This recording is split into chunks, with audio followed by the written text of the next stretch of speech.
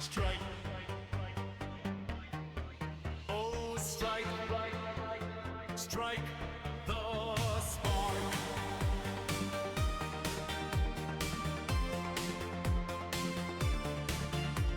Strike.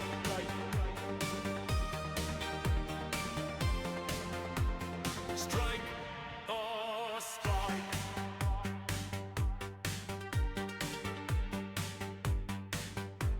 Strike the spark. It's in our heart. We are in the pen forge, making art.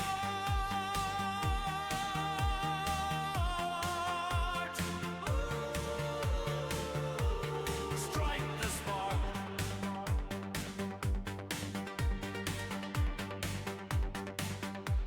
Strike the spark. Inspiration to light the dark. Together we will build it up and leave our mark.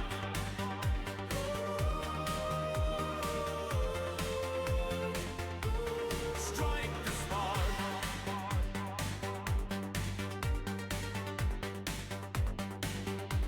Into the pen forge.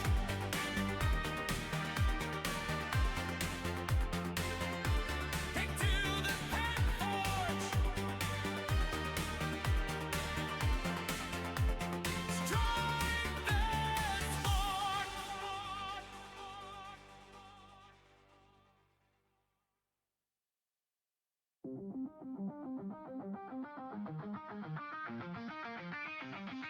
Welcome to a special nighttime stream of Into the Pen Forge, where I have a lot of painting to do.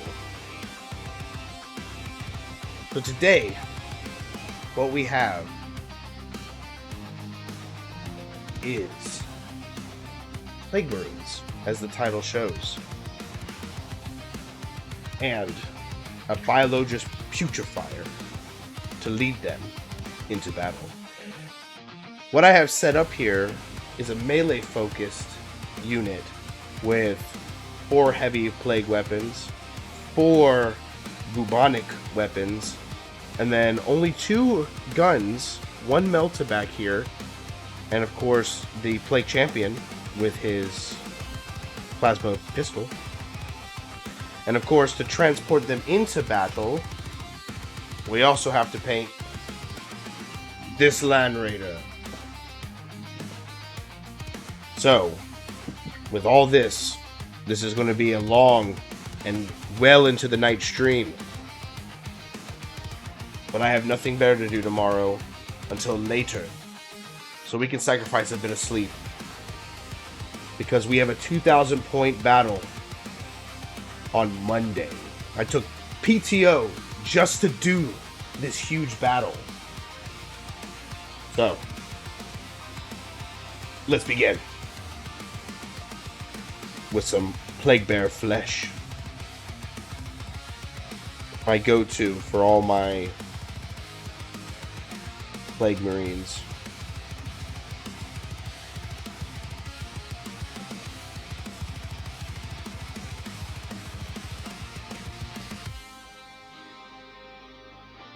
I actually took PTO today, but I have been sick for the last few days, trying to push through it at work. And I feel like today has been maybe the last day of it being pretty bad, kind of knocking me out, keeping me from doing anything. Or I would have been able to start this stream a little bit sooner.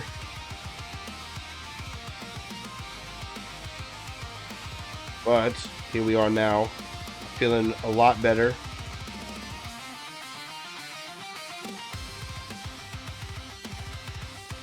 I'm very excited to unleash the Death God on some elves at my local game store. Need to focus up so you guys can see what I'm doing here.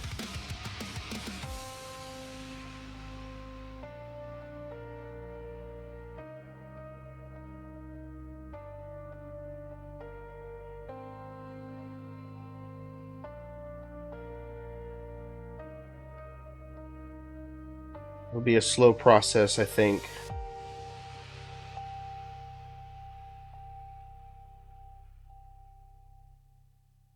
We'll need to go through each of these models and apply our paint to them.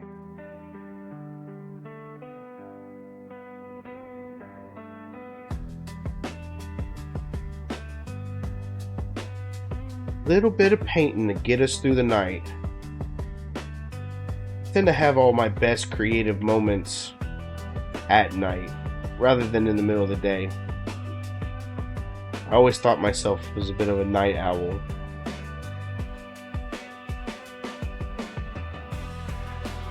I enjoy the night when everything is cool and calm. We're gonna hit that prime time of the year where it's not so cold, not so hot.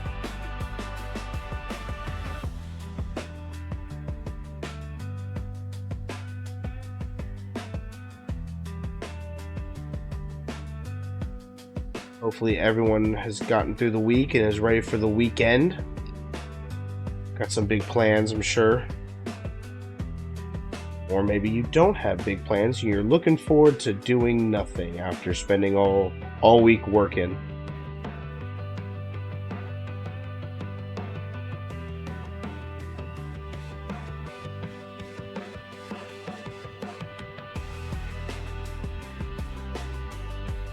I had a lot planned up for this weekend. Actually, this is going to be a really busy weekend for me.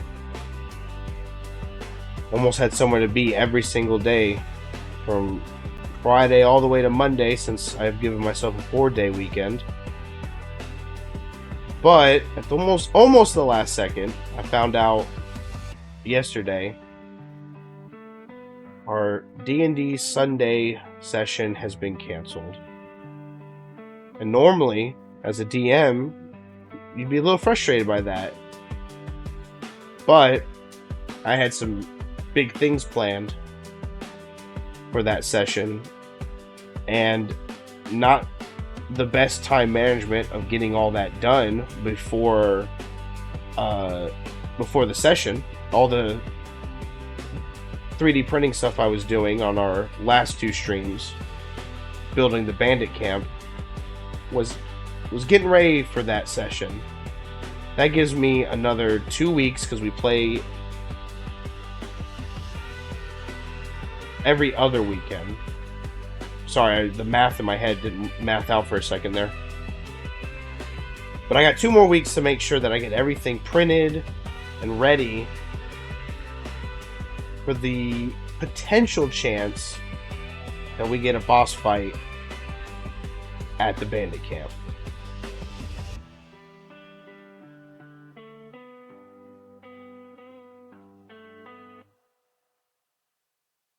I won't have to stress about that.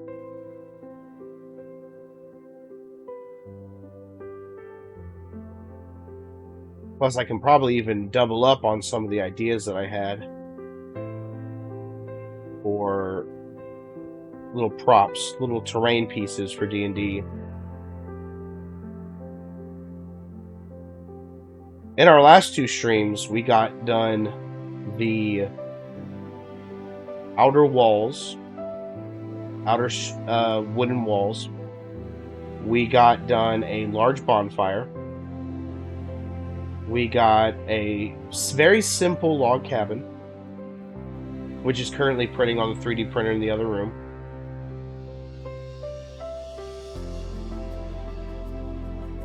We got done a little cooking pit.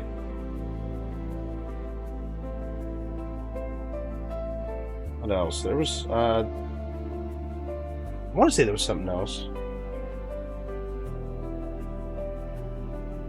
Well, either way, one of the things that one of the things I thought of over the week, was maybe,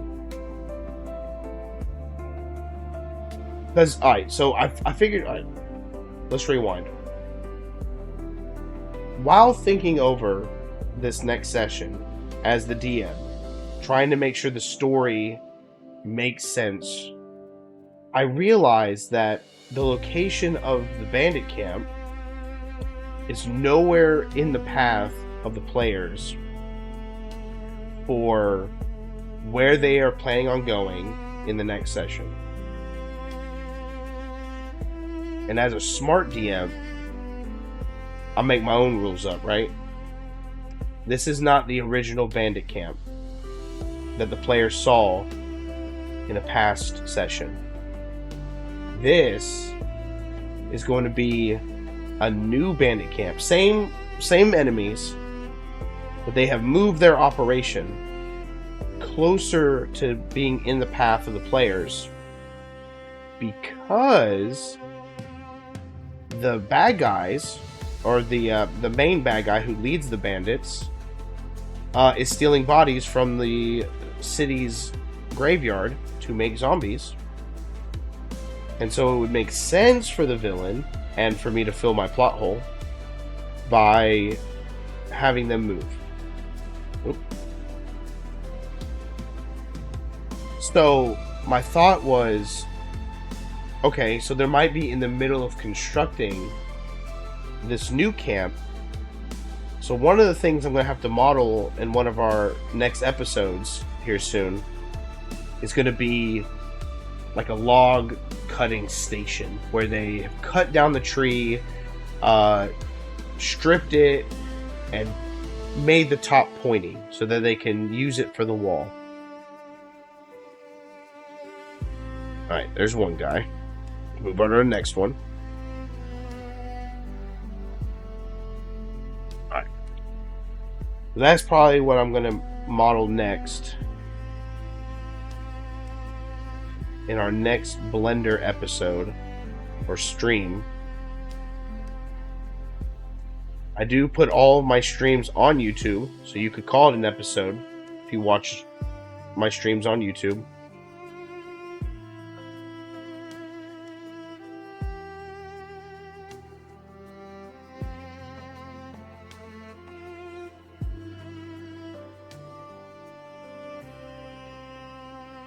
Oh yeah, that guy didn't have a helmet. Alright.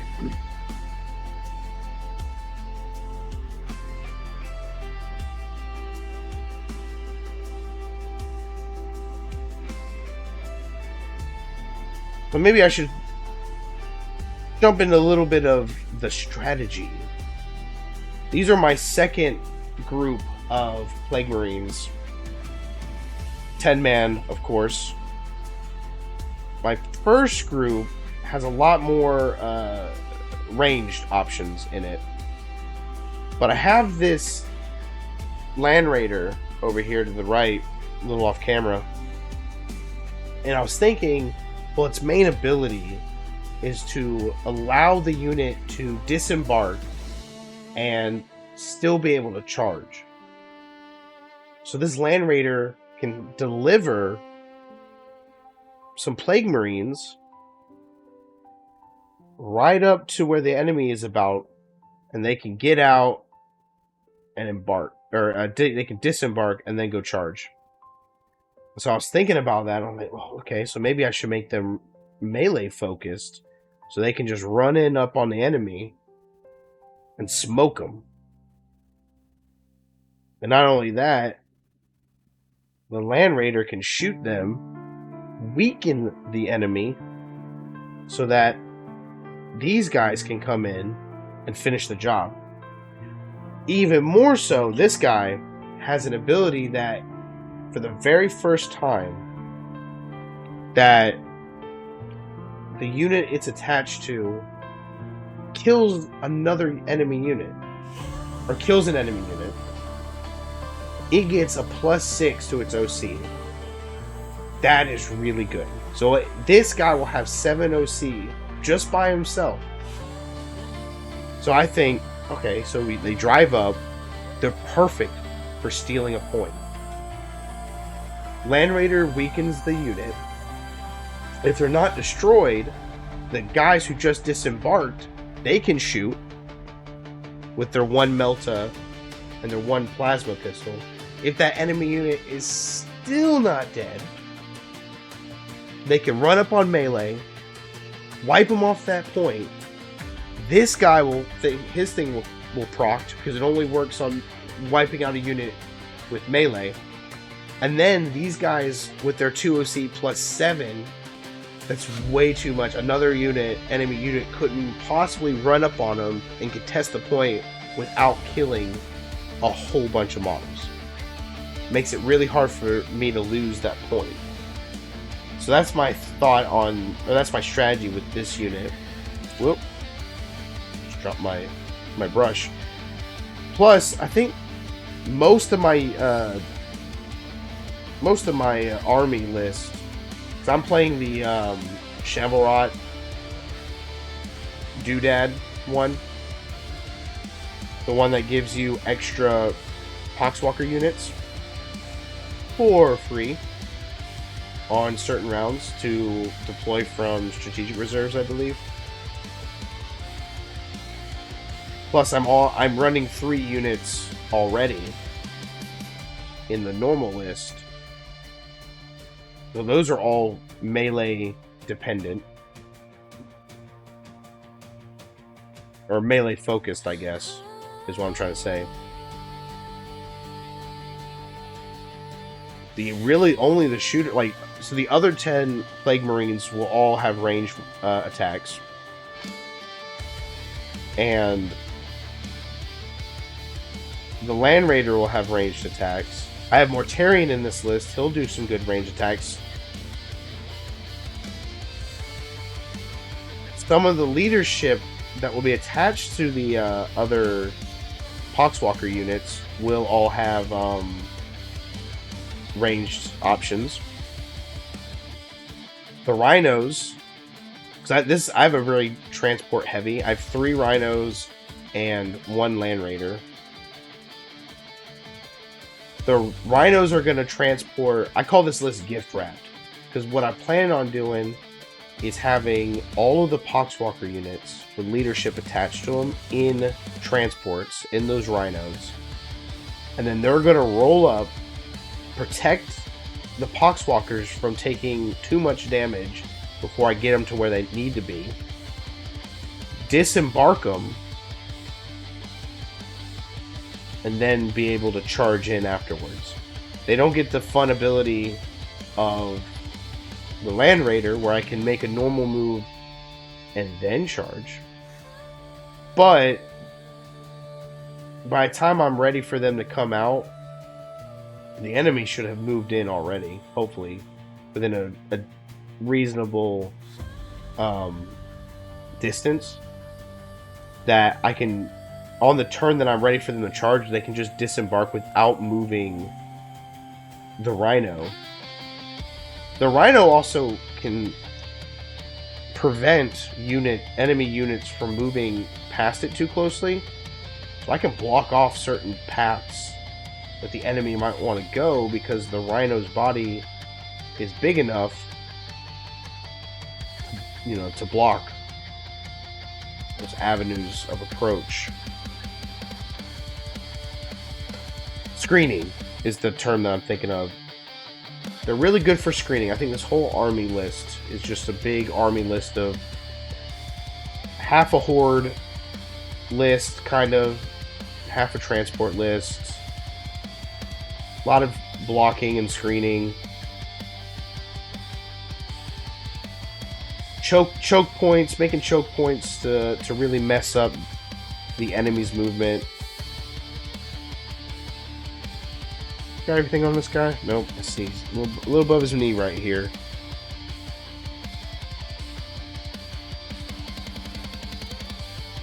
Now, my buddy was just telling me that his list that I'm going to be facing against on Monday is like a glass cannon and very anti-infantry.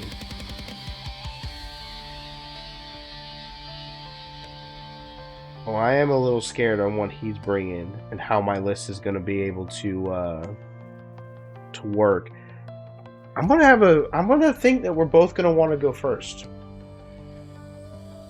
I think we both want to go first.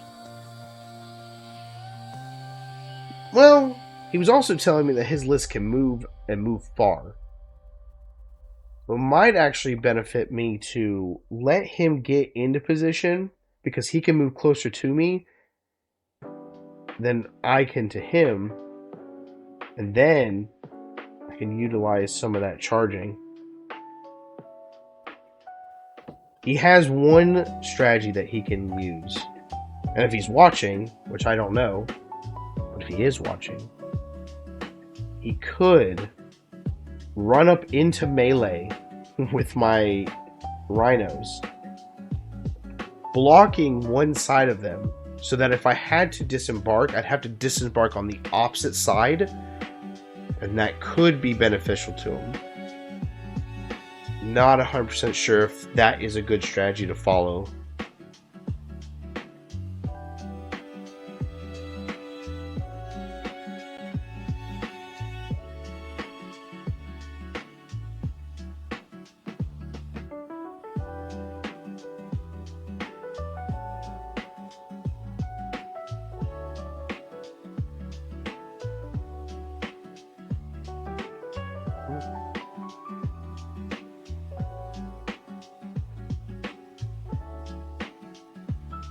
One second, everyone.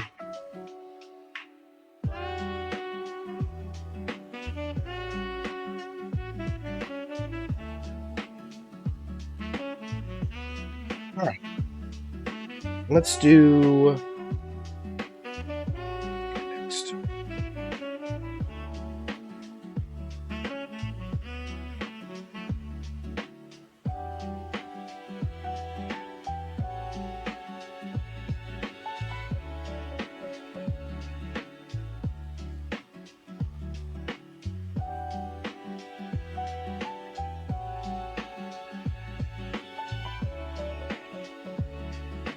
Now, to any of the viewers that I have at the moment, or if you're watching on YouTube, you can answer this in the comment section. For those of you who actually play Warhammer, what is your favorite faction?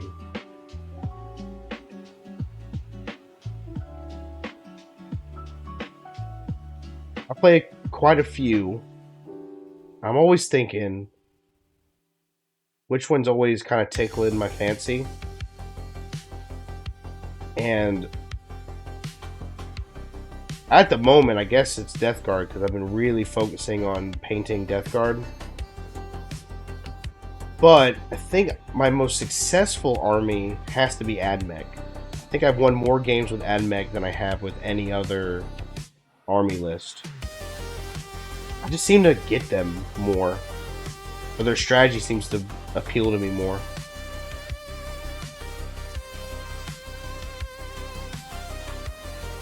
Then I have Imperial Fists. And I really love the detachment that gives all my weapons heavy. And heavy plus, as I call it, if the weapon already has heavy.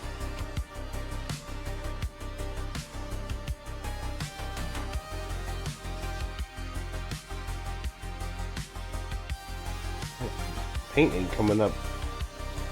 I've used so much of this. I'm almost halfway through it.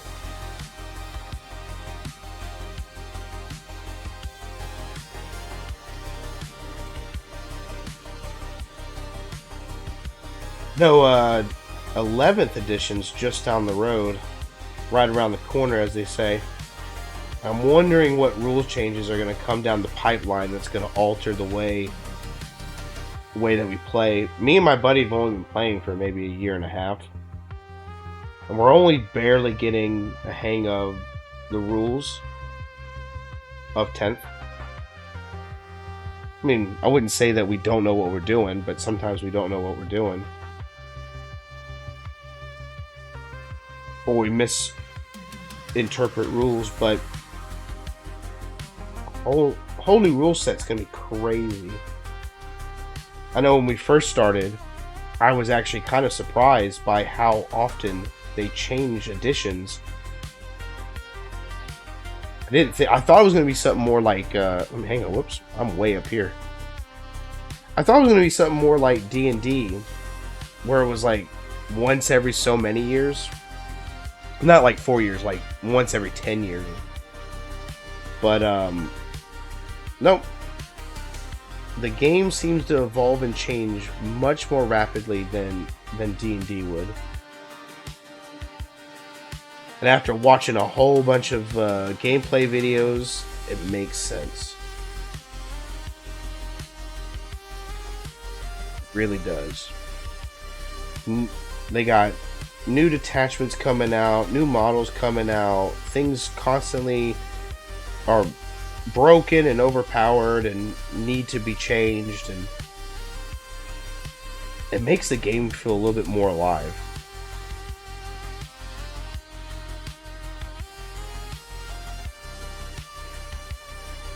And it always feels new. It always feels new because there's always something in the lore that changes or hinted at for the reason of a new model or a new detachment.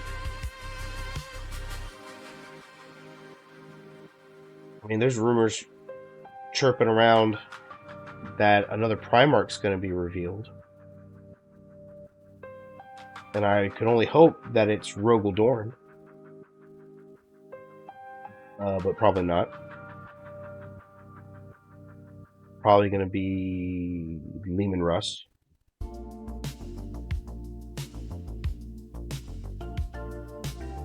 But I can dream.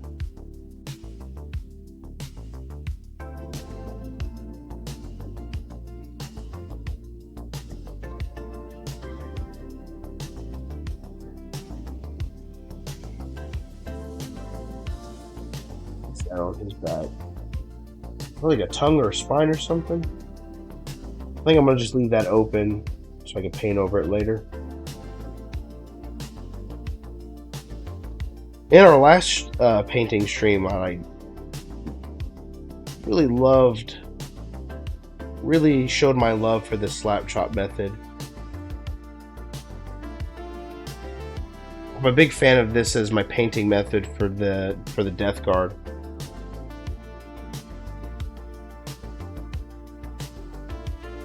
What I did, I said it last stream when we painted, go ahead and say it again. What I did was I based the whole thing in black. Every model is based in black.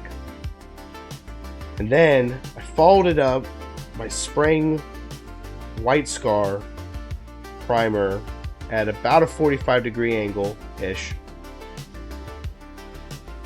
over the top of the whole thing, so that the top of it is nice and white, and then different areas of it were more black.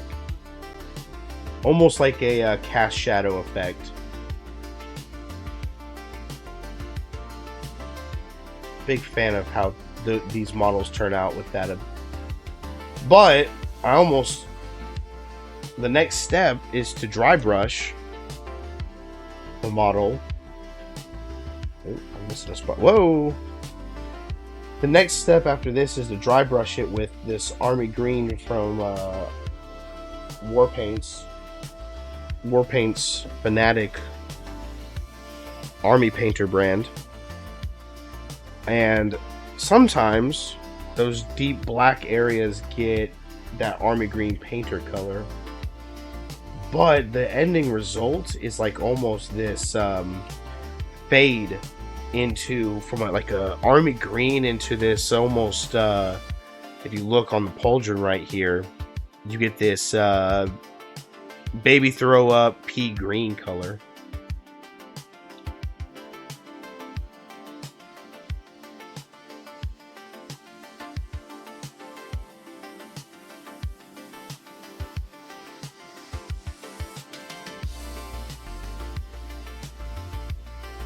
I also like this method because I enjoy Space Marines, but Space Marine detail is not really there. When you paint the armor on a Chaos Space Marine, it has like, well, let me just go ahead and say, I've seen the trim on some of those models, and that doesn't seem fun at all. But for these Plague Marines, they got teeth and tongues, and their armor's got these warped faces on them. Absolutely a joy to paint.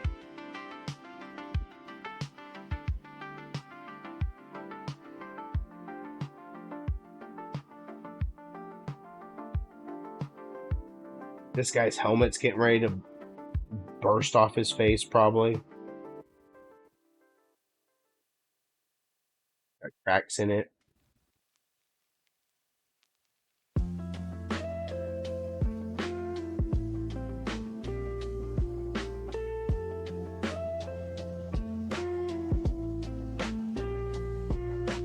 Oh, so we were playing a Crusade recently with another buddy of mine and coworker.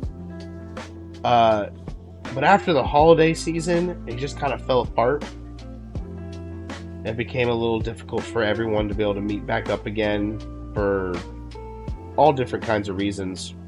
And so kind of ended it. But the whole, like, making your army and having the little battle honors and everything was just too good not to be able to do it. And so, two of us, we're going to try to start it again. But we're not going to do it the normal way. We've decided to each pick 2 armies.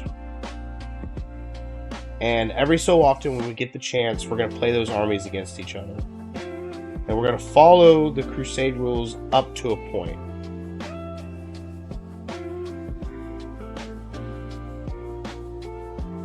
And we're going to record the battles and give the battle armors and the scars and everything, so that there can be a little bit more life in the army. And we can record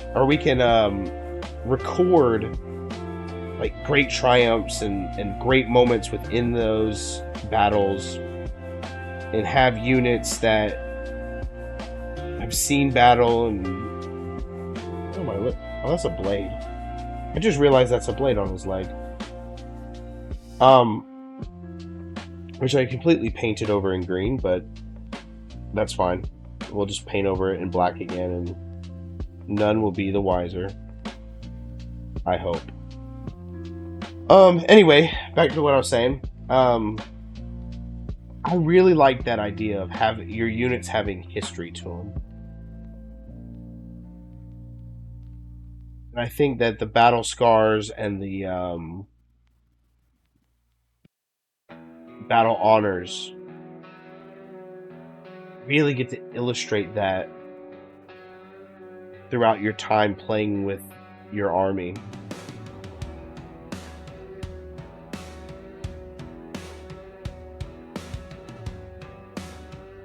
So here's hoping that that works. Mainly, so the main reason I really want to try this slightly modified version of the Crusade rules is my Imperial Fists is more like a successor chapter to the Imperial Fist. Not canon, all of it's made up by me. Just having fun with the existing lore and building my own chapter. And one of the things I'd like to do is to do a crusade so that there can be some history built up, some moments of loss and moments of victory. I can kind of bake in with this crusade, modified crusade rules that we're doing. Alright, so I'm going to leave this pauldron alone. I like the idea of painting it like skulls, like the skull color, so it pops against all this extra green. Back right here. That looks just like, yeah, that's going to be, he's got a can of Monster right there.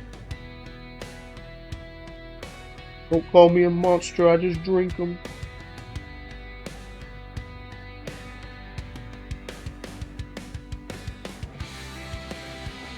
I think I got everything.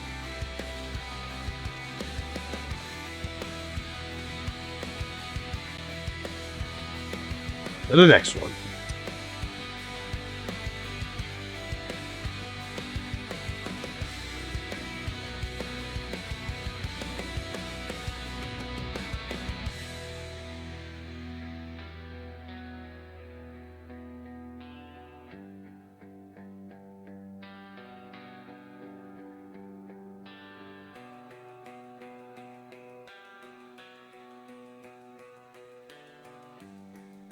Oh, whoops. Well, that's a good thing. I'm just going to paint over silver with that.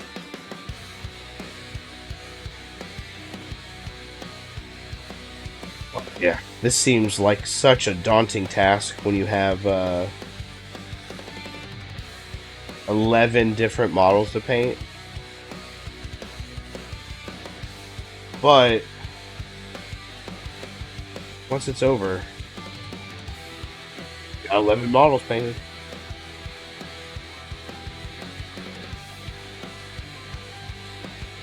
I think it's a lot easier for you to just go ahead and like, hey, everyone's gonna get the Poxwalker green wash or contrast painted over all the armor bits, and then we'll move over to whatever other color we're gonna do next, which is gonna be the army green dry brush.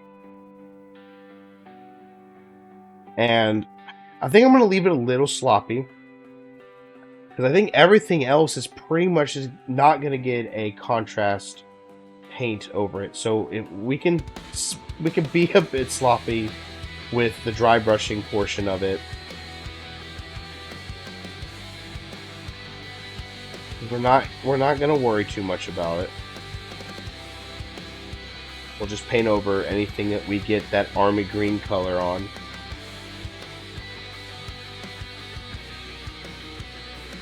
Eventually, because I haven't done anything with bases, I got to figure out something about the bases of every model. That's probably the laziest I get on all that. I almost never do anything when it comes to basing. But I have a 3D printer, and I can. I've definitely been thinking about urban landscape for my Imperial Fists successor chapter, which I call the Red Fists of Dorne.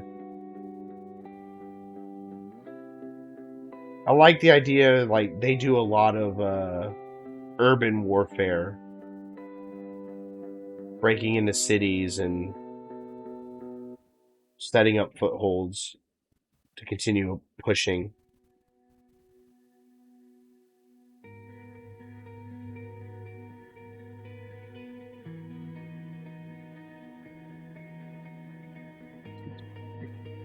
Oh, I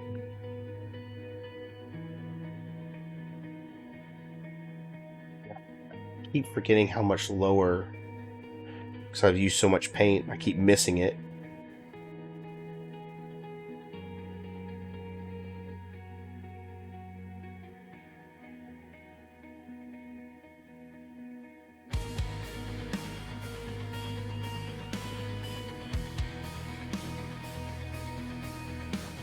Yeah. All slowly coming together. Oh man, I got a whole bunch of that up on the pauldron. I don't know if the camera can really see it, but once it dries, we'll just paint it over with some silver, which I need to go buy some more of. I keep thinking about it when I'm about to use it, and then I forget, and then I don't buy more.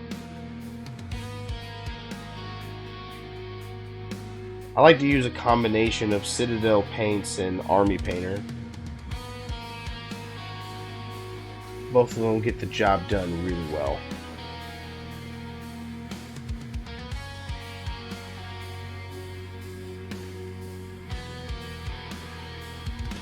And if you're into the Warhammer, D&D, drawing, art stuff, this is the channel for you. Consider leaving a follow. If you don't have time to sit here right now for the full stream, however long that might be, I do post on YouTube the whole stream, and you can watch that in small doses as you paint your Warhammer or do your drawing.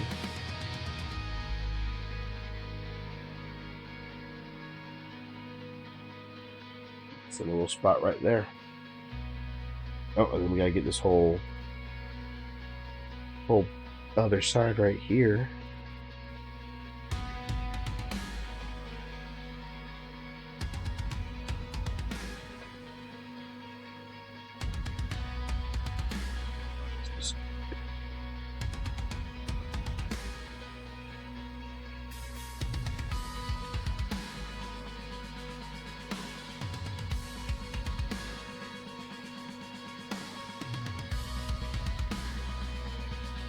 I got some on the horn. That I don't want to accidentally get anything too much on. I am going to use a contrast paint. I'm a big fan of what is it called? Snake bite leather for all the horn bits. I like the idea that the horns are dark. Some of them, let's just go ahead and grab this guy. I mean, that looks more like a tree branch growing out, and I think it's very appropriate walking in Nurgle's garden that tree branches or thorns off a rose bush or something are breaking out of these Plague Marines armor bits.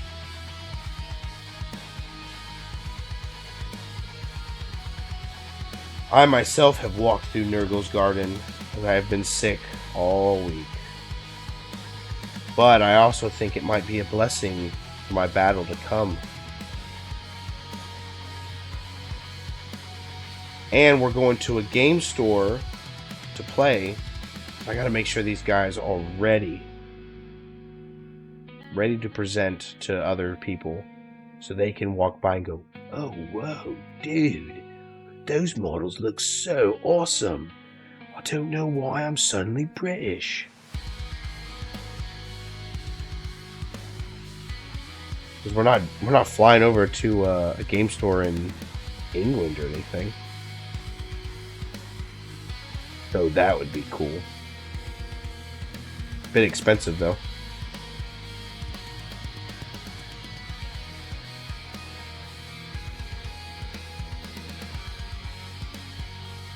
Oh, I am excited. This just popped in my head. Total War Warhammer looks so good. I'm excited to play that whenever that decides to come out. And while we're on the topic of video games, there's another video game coming out this month. Crimson Desert. That looks like a great game. Oh, I find myself off the screen while painting again. I apologize. Crimson Desert's looking really, really tasty. It feels like a game that you can just do just about anything in. I'm really hoping that's the case.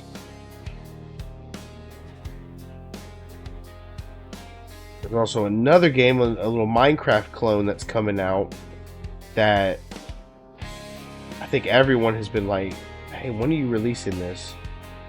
And that's Everwind. Looking forward to that. I like the idea of a game based on airships and exploration.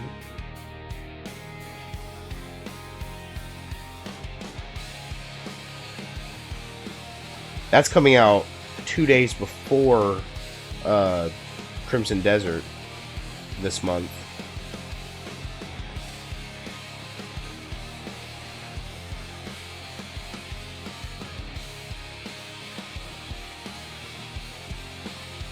A little too much paint right here.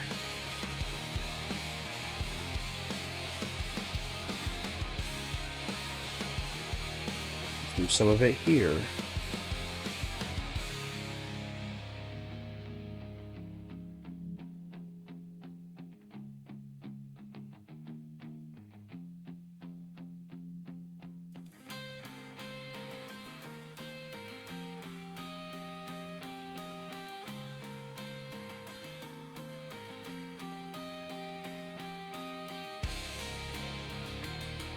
Yeah, I'm starting to see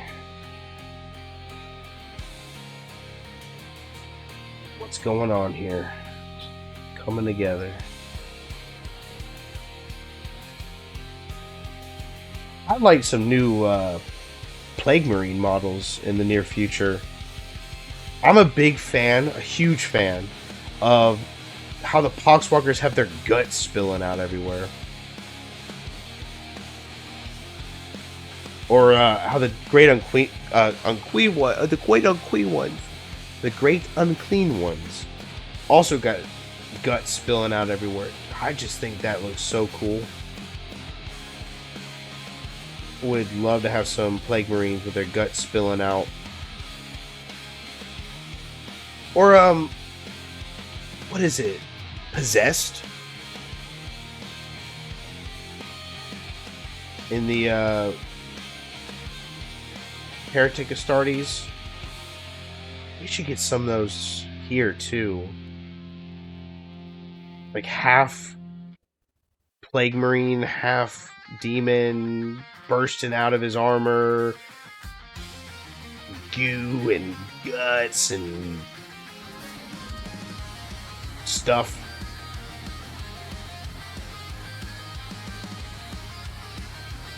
That'd be pretty awesome.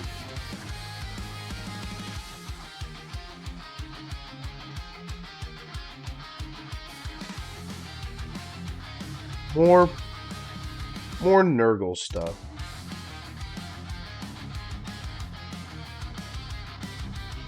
I know we're doing all the 500 world stuff, and we're getting a little bit. I have a Necron army, but that has fallen really to the wayside as of late. I thought Necrons were going to be my thing. They just don't click with me like all my other armies. Alright, I'm thinking that looks pretty... Oh, hang on.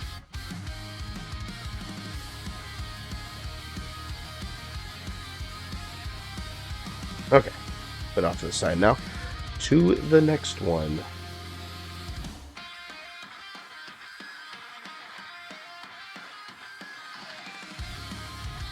Yeah, I thought Necrons were going to be like...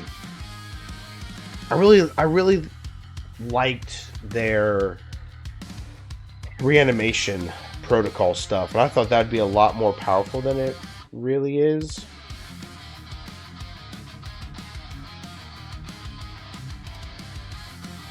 And they just feel like they focus so much on the Catans, and that's just not my playstyle. It feels like the Catans are your heavy anti-vehicle units. And I don't want... I'm not the biggest fan... Like, I know I got a Land Raider sitting right here, but I'm not the biggest vehicle fan. I'm more of an infantry kind of guy. And I would like to use infantry models more often. Like, I got Eradicators. But they're just a little too squishy. And a lot of times you're gonna need something that's gonna have much more toughness to take those hits when you do vehicle versus vehicle battle. My exception though is AdMech. I want more vehicles in my AdMech. Actually, I want to take that all away. Everything I just said up until the point where I was talking about infantry and all that, I want to go back and I want to say I want more AdMech stuff. Because they keep making AdMech stuff for Horus Heresy, which maybe one day I'll get into that. I've been more on the 40k side of things. But those models look so cool. And they don't do anything about adding them into like Legends. Because I don't really play the competitive scene. And I have a couple of Legends units in some of my armies. Man, it would be so cool to have those models.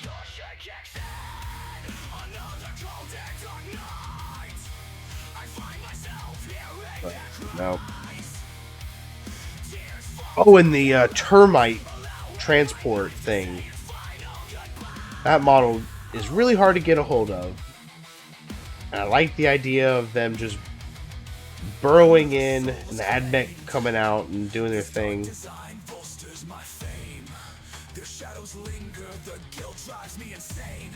So here's the hoping the AdMech will get some love in 2026.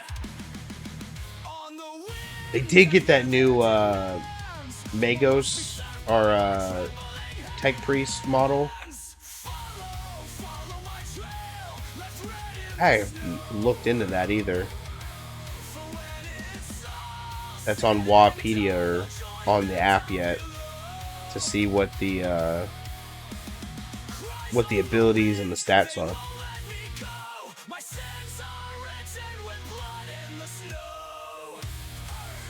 I'll probably check it later. I don't even know when the release date is.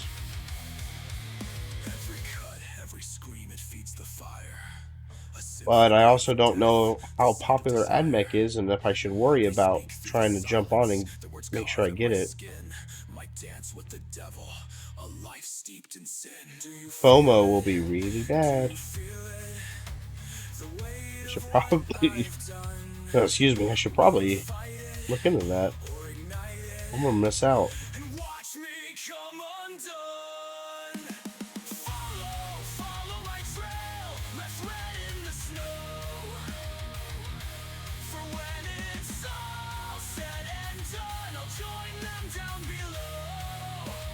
I like painting with these contrast paints. It's just easier to kind of push everything around where you need it to go.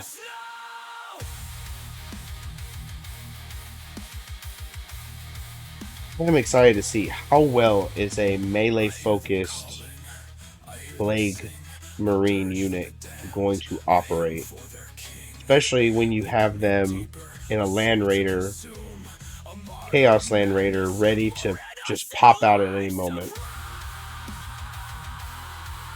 and charge into battle.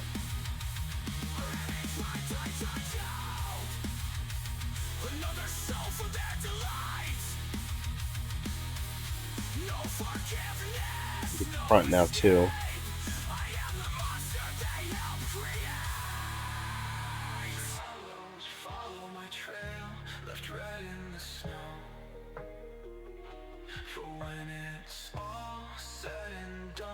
I think we got all of it.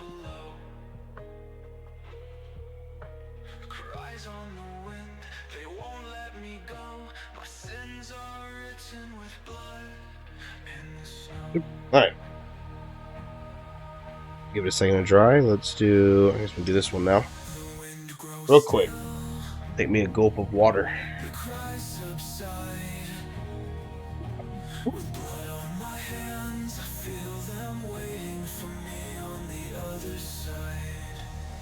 Alright, we're 53 minutes into the stream. It's gonna be a long one, like I said at the beginning.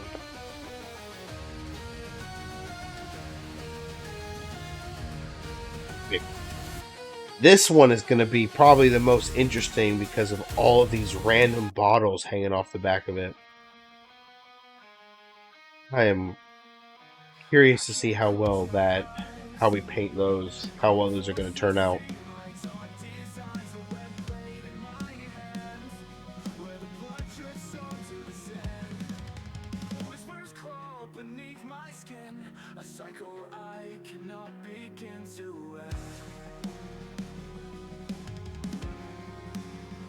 I just realized this guy got this crazy looking mosquito face. Why isn't that a thing? Mosquitoes. The ultimate spreader of plagues.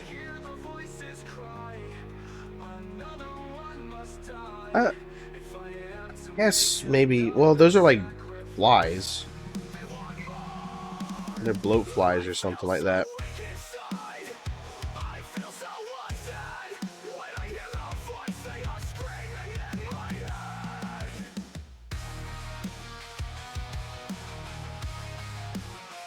The fetid bloat drones or whatever. I guess those are more modeled after flies.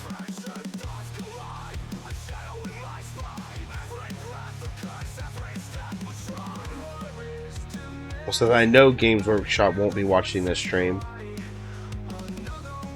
But maybe a miracle. Let's get some mosquito models in there.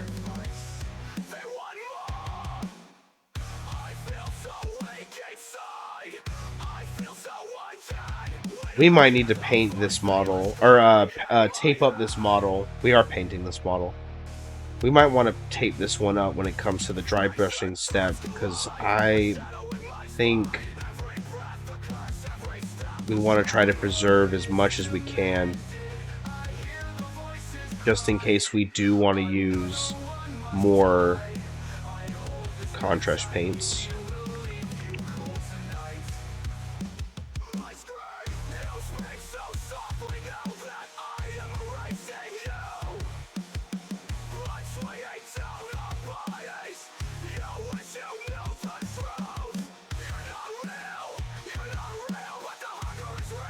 How many of you guys actually paint on the spruce? I know my buddy likes to do that. He likes to do all his priming while they're on the spruce, while the models are on the spruce, and I have a hard time seeing how I want to even paint it while it's on the spruce. Once it becomes the model itself, then I get a better idea of how I want to paint it. I can see everything a little bit better that way.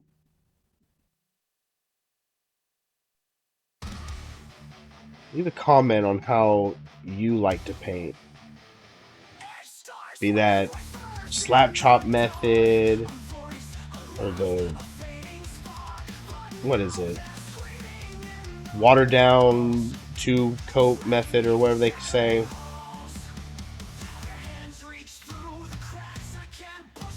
Airbrush.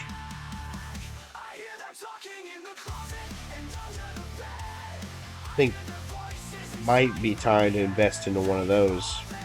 But some of the effects that you can do with a little airbrush are very impressive. I don't want to be able to start doing that in the near future.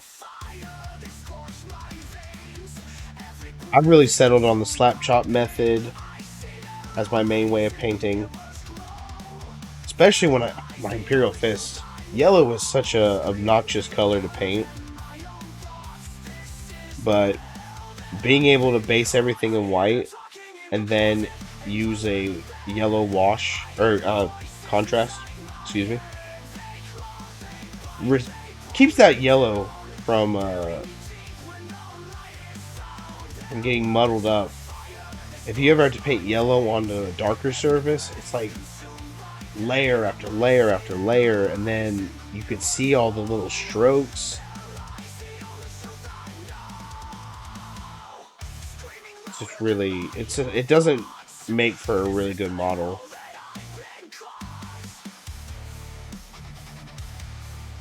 Oh, let's see here. We got the front, we got the helmet, we got the back. Yep. We got 1, 2, 3, 4, 5, 6, 7, 8. We got 3 more to do.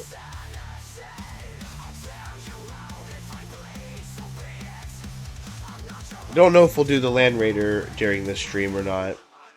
That is going to be probably as long as it's going to take to do these little models. I think we'll just focus on these guys for today and do the Land Raider probably tomorrow. If we don't stay up too late, we could try to do an early morning stream.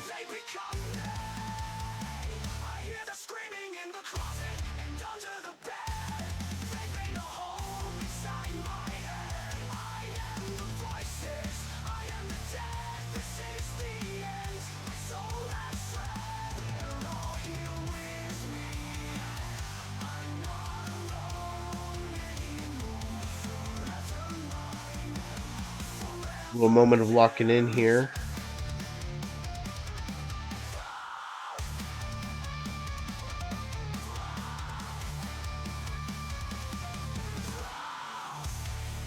Oh, I should probably explain why I have a single black thumbnail. Well, when you base these guys in black, and you are spraying from a higher vantage point, you don't get underneath the model as well. And so I picked him up and I sprayed him from underneath, and I sprayed my thumb quite a few times. And it's usually a good tell when I have based models recently if I have the one black thumbnail.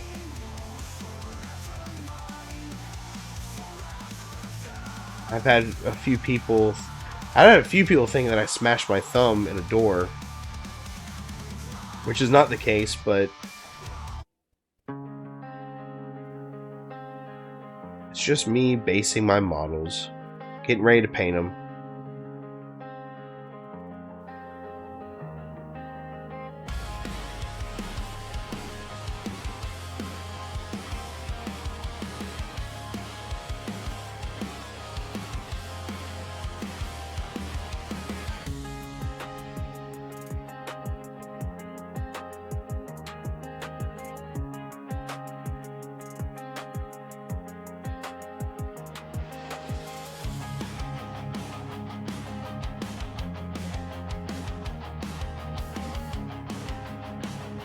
I am very excited to play these guys. I am ready. It's actually been... So, the holiday season came through and we didn't play. And it's already March. And we still haven't played any Warhammer.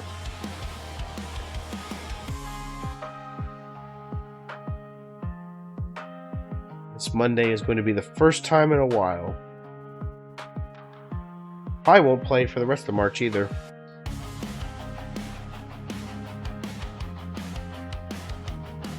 Thing about growing up is you get more free time. You don't have to go to school or anything. But then you also realize that you got bills to pay. So then you get a job and you got to work your job every single day. And then you go, oh damn, I don't got time to do all the stuff that I wanted with my adult money that I have earned.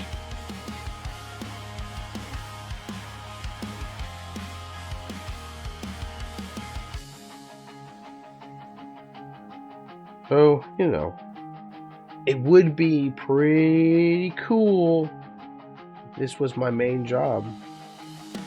But baby steps, I think. Baby steps. We'll get there. Ultimately, I think it'd be pretty sick if I had my own game store. That is the big goal.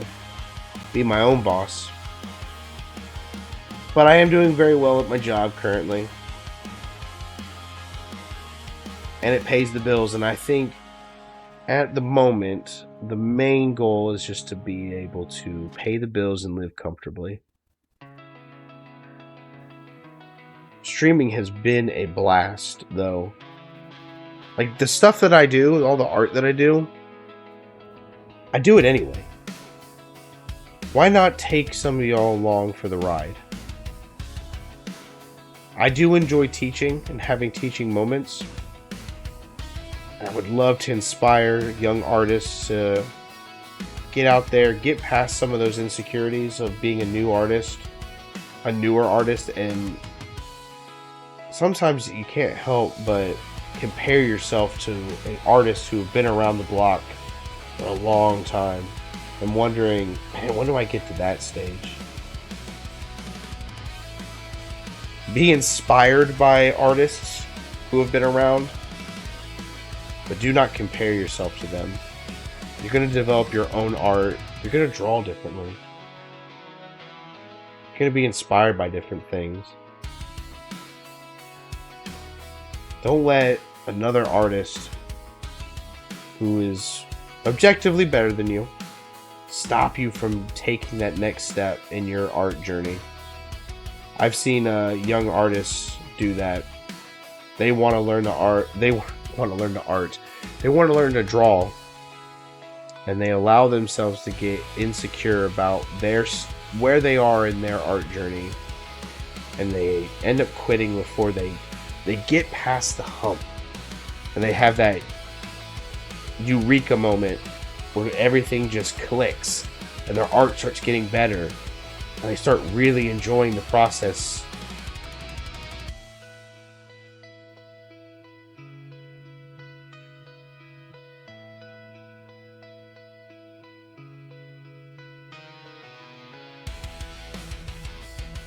I'm in that in-between stage, I would believe. I'd like to believe.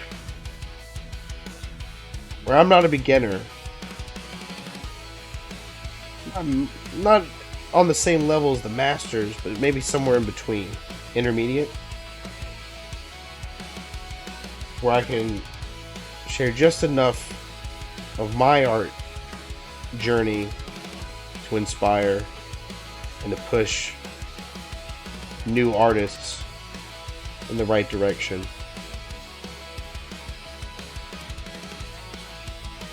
But that is something that isn't up to me. Because if it was up to me, then one might think it to be egotistical. Only you can prevent forest fires. I mean, only you can be inspired and choose who inspires you.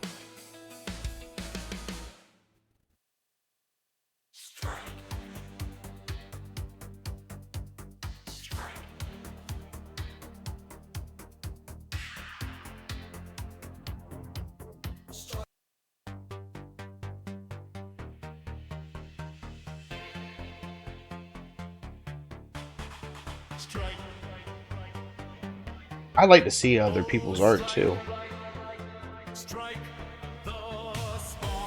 Because really, a good community can help uplift each other. I should make a Discord. The Penforge Discord. That is a mouthful.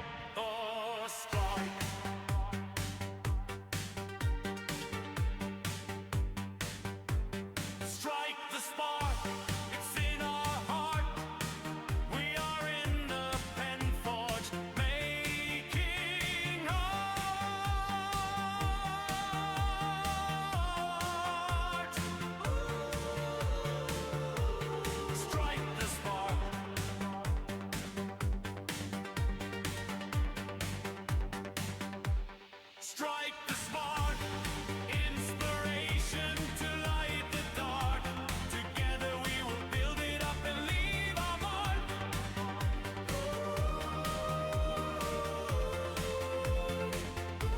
Strike the spark.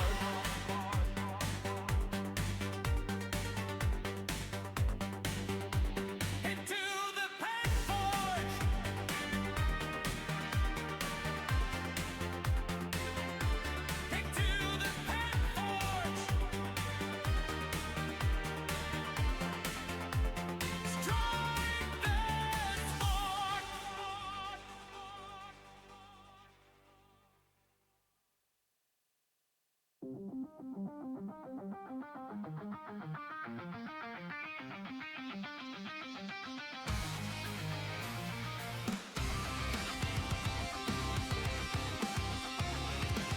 Yeah, currently locking in. You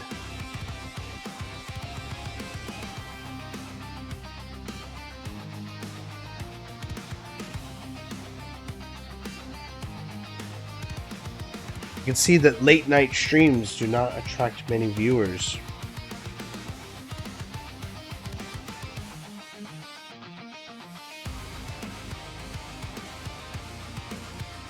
It's definitely a optimal time to stream. Not for me. Stream when I can. And I can right now stream with y'all.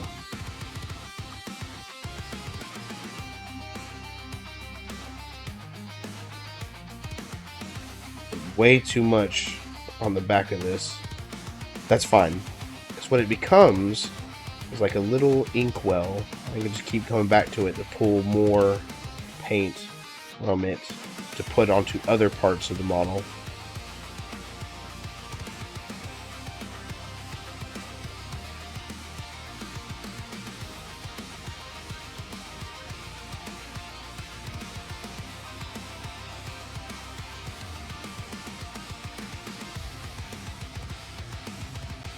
Off now.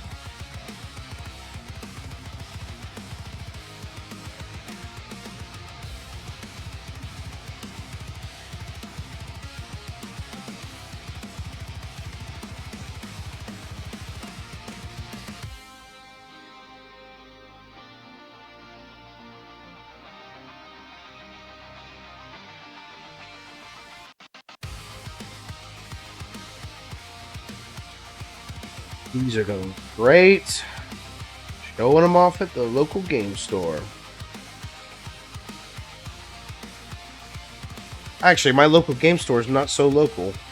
It's almost an hour drive from my place to the local game store. But it is the best game store for Warhammer in the area that I live in. And they're planning on moving to be even further away.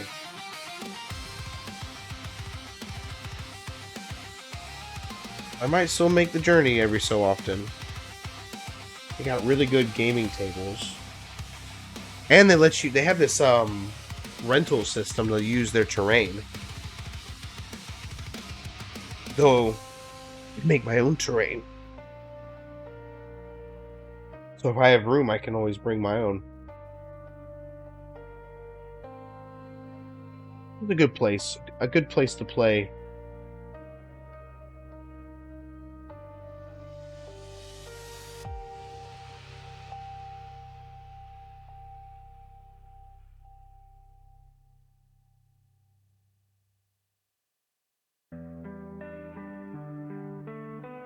Why I want to make my own game store, have my own place. There's not one at the same level as the one that is a bit further away from my house. I could take advantage of that, have my own place. That costs a lot of money that I don't have.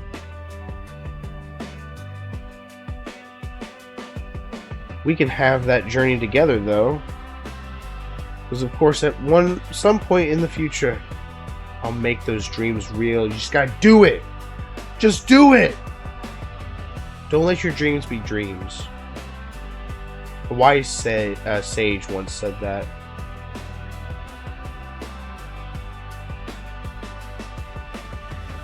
Penforge will become a game store one day. You have to believe. You got to believe.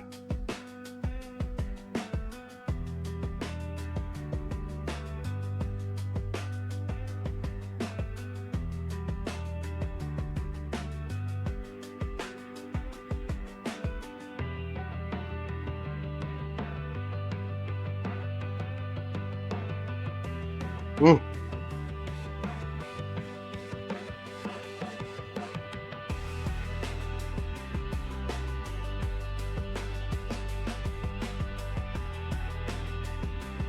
This whole top portion is part of a demon's head too.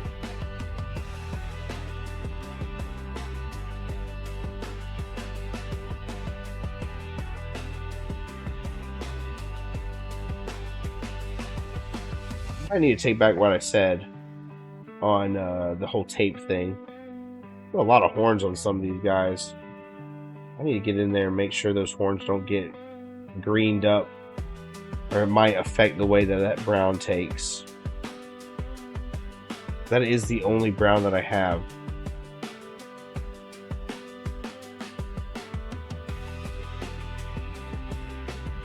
The taping portion might be a little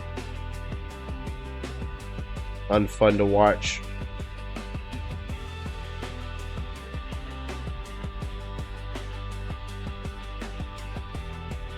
I'll try to keep it interesting for you viewers.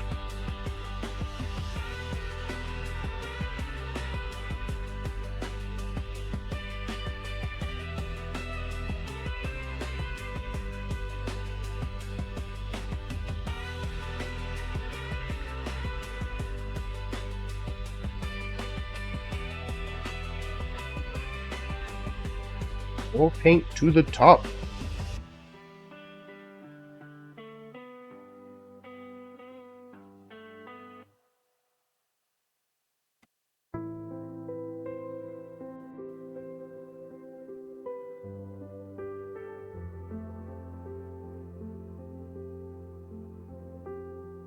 I wonder how my fellow Death Guard players, how do y'all paint your minis?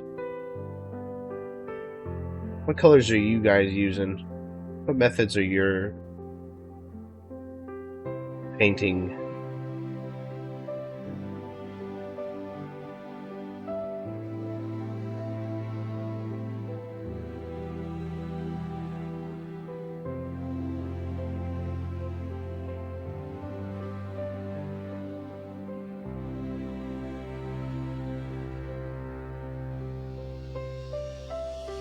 The wash I use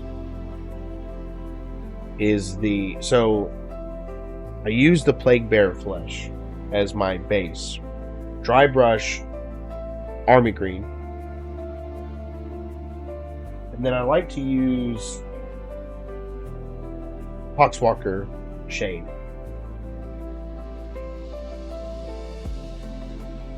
But I also have, I think I'm going to use this on, nope.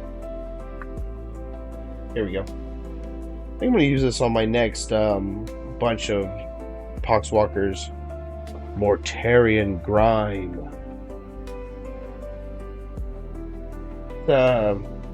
More of a brown wash. I'd like to see how that works. I want to paint my Poxwalkers in this.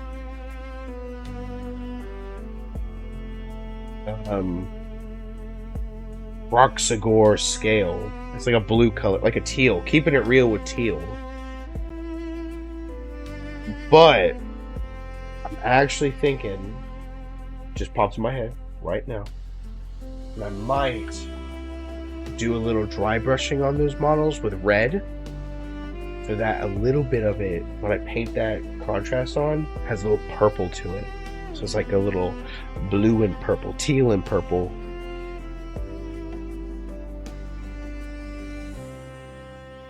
That is an idea. That's a good idea.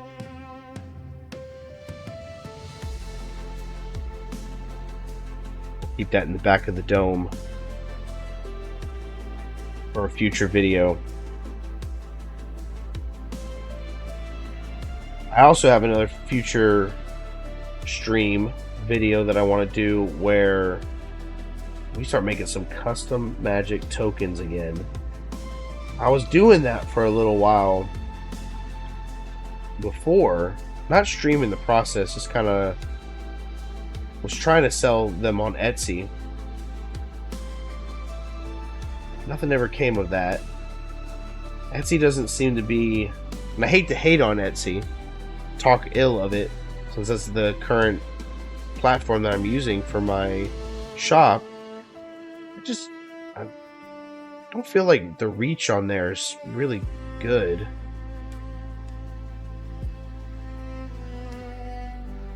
But I can always bring back custom tokens on there if it gains some popularity. I would love to get some viewer ideas out from you guys on ideas on tokens you guys would want. Alright, I think our process... Oh, well, hang on. I see a little spot I missed. Alright, I believe our process with our Plague Bear Flesh is done.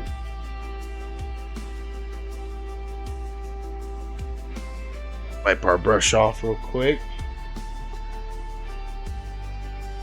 Ourselves a little napkin here and dry it off.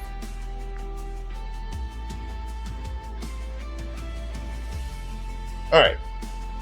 Well, I said I wasn't going to do it, but I think I will. The only issue that I'm currently facing is I don't have my tape with me. I have a roll of painter's tape that's usually sitting on my desk. I don't see it. What do I do with it? Oh. Okay. It's still on my desk. It's behind all my paint.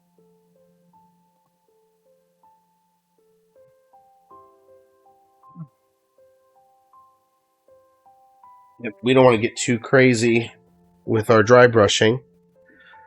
We want to try to protect some of it, some of the model here.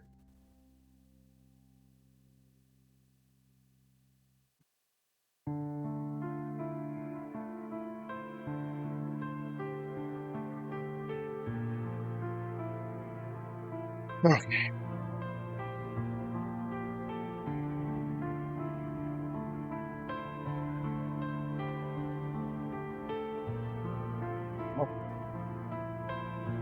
Oh, now.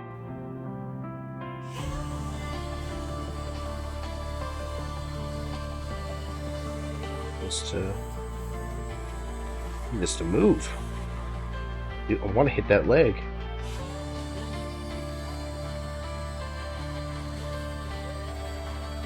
There we go. There we go. There we go. I like painter's tape because it's not super sticky. Fairly easy to peel back off once you're done using it.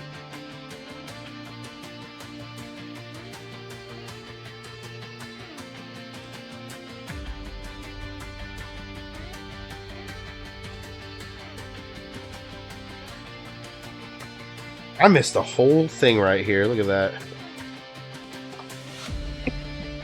Whoa! Knock my camera over.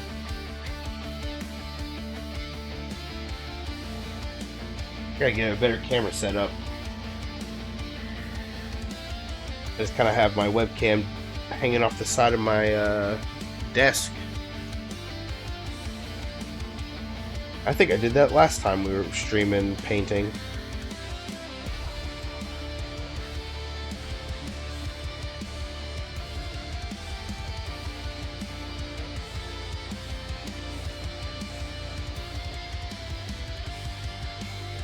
Keep a note to self. Upgrade the camera situation in the near future. I'm gonna keep doing that.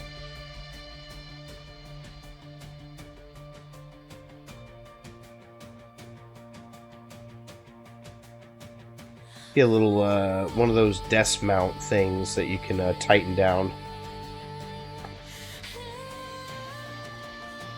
Anything that's going to be metal, I'm not too particularly worried about dry brushing onto, because that paint is a lot more opaque, and we will not have to worry too much about contrast painting on it.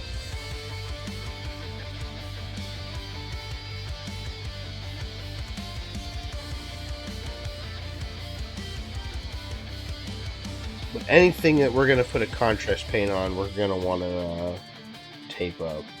So all these like horn bits or branch looking bits, I want to use the snakebite leather contrast paint.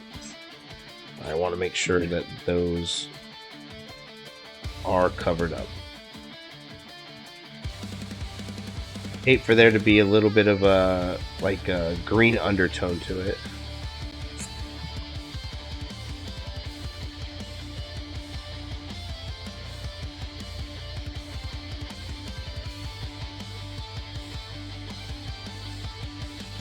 Oh yeah, I don't know what I'm doing with this. I didn't paint it because I was kind of thinking about painting someone else over it. Or a different color, like a brown maybe. Gilliman flesh maybe over top of it. We'll go ahead and we'll tape that up as well. Just so we can have that option later.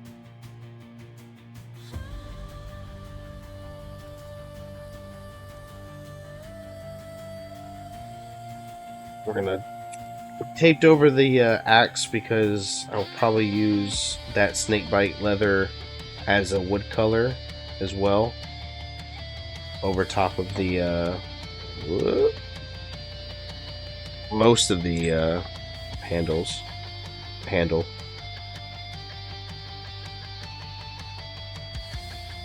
Man, I'm gonna walk into the game store and my models are gonna look just like that. They're so cool.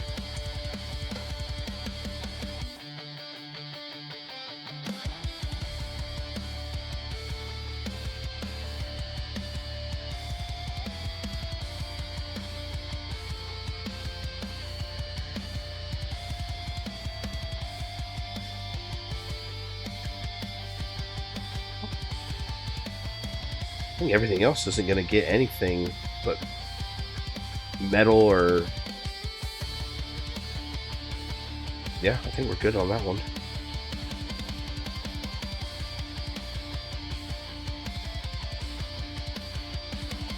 That's going to be metal.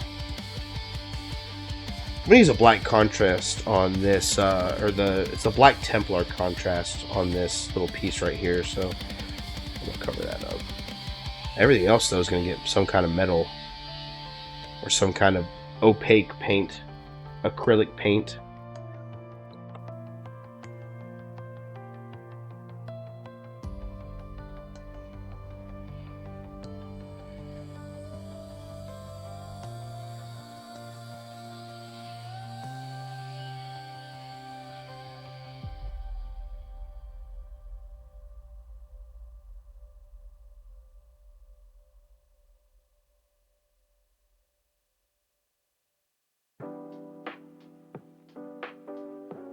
Missed another spot right there. Look at that.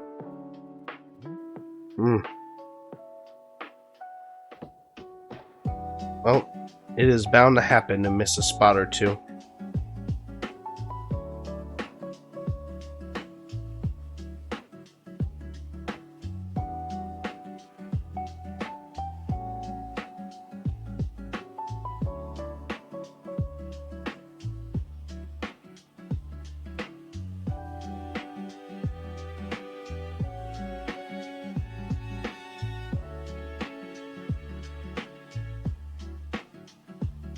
Much of this coming on here. Maybe not. You see some cloth bits that I want to try to avoid. There we go.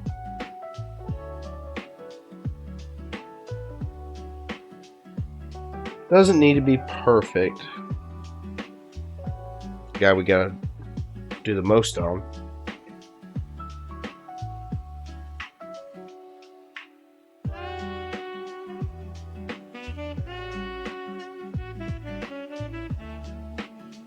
What a process, I'll tell you what. Gonna be worth it in the end.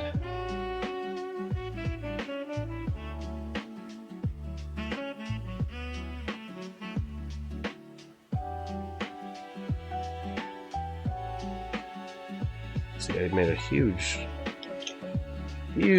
mistake right there. I got going on here. Oh, you got some cloth bits down here too. Just say we're going to avoid all that.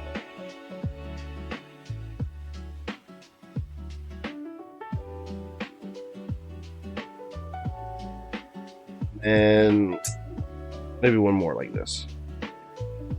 In case we want to paint right down the middle. And another one right here. There we go.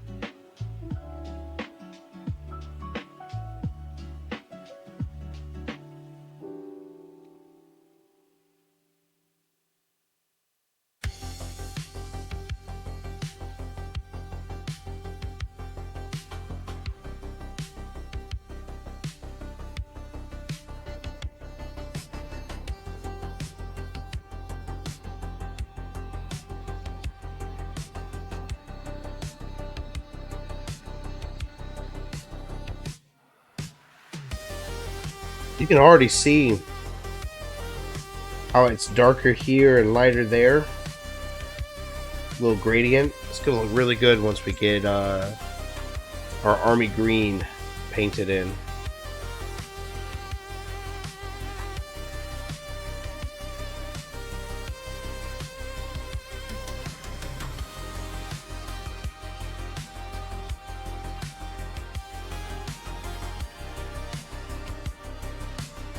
A lot of spots I missed, I see. That's fine. We'll go back through and we'll clean it up. Huh. I don't think there's anything on this guy that I really need to protect. Okay, that was easy. We definitely want to protect this. I want to use, I have another contrast, a lighter brown contrast for this pauldron here that I want to use. It's called skeleton? Skeleton horde. I was gonna say skeleton crew.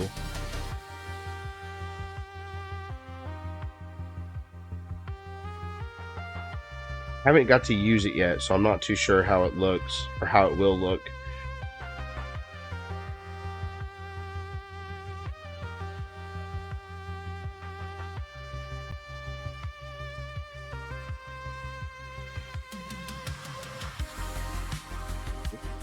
I might want to protect at least the bottom part of this.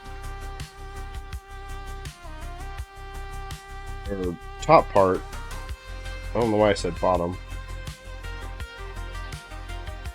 And something like that. And we want to make sure the handle's looking pretty good. I just bumped my camera. Get that back out.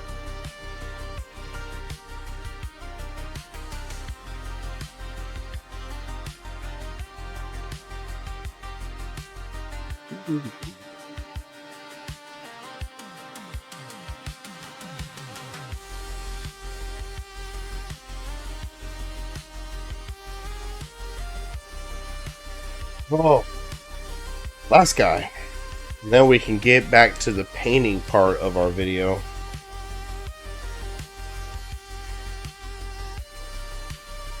The dry brush.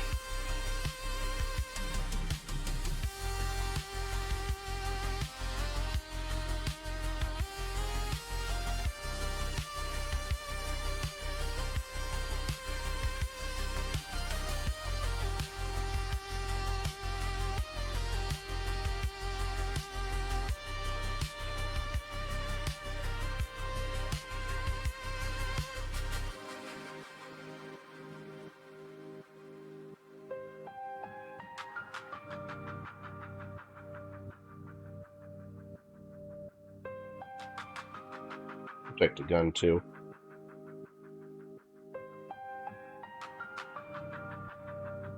And the barrel. Well,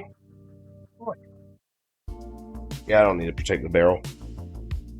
Only have acrylic paints and metal colors. Okay. Oh, let's protect our... Get out of here. Champion's head. Because we will be using contrast paints for all that. For the Gilliman's flesh.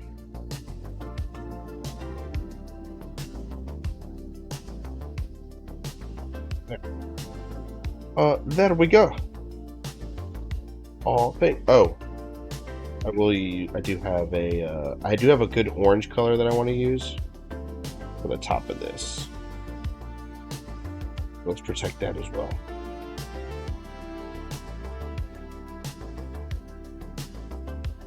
Alright, so those spots that we missed that I noticed, we're not going to worry about that because I believe the dry brushing part of our journey will take care of those missing spots. We're done with the tape. We can put it away. And I can smack my microphone by accident. Gotta mix this paint up. Gotta give it a good shake.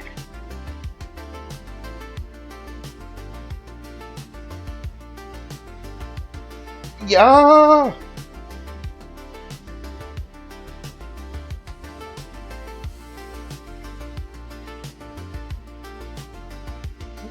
Every time I use this paint, the tip is clogged. Got a needle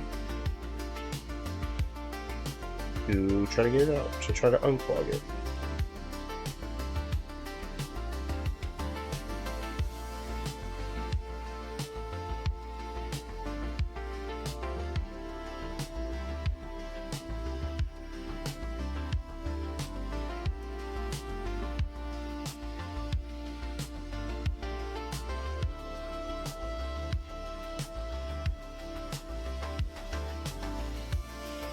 Again, tape please.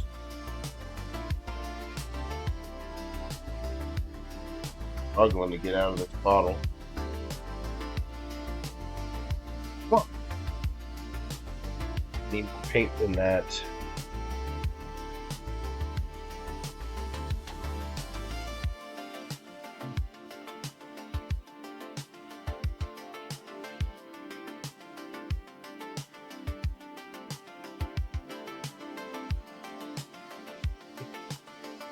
Alright.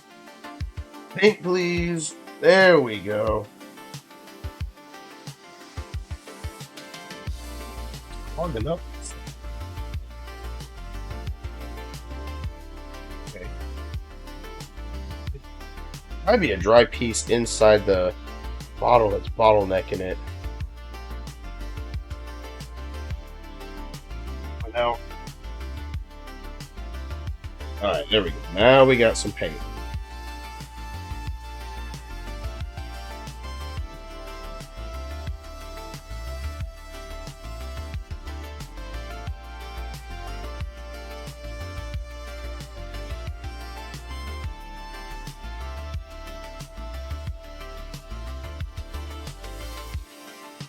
Take a little water.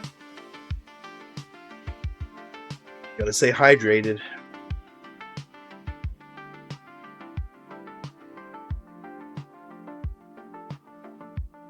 Are you ready?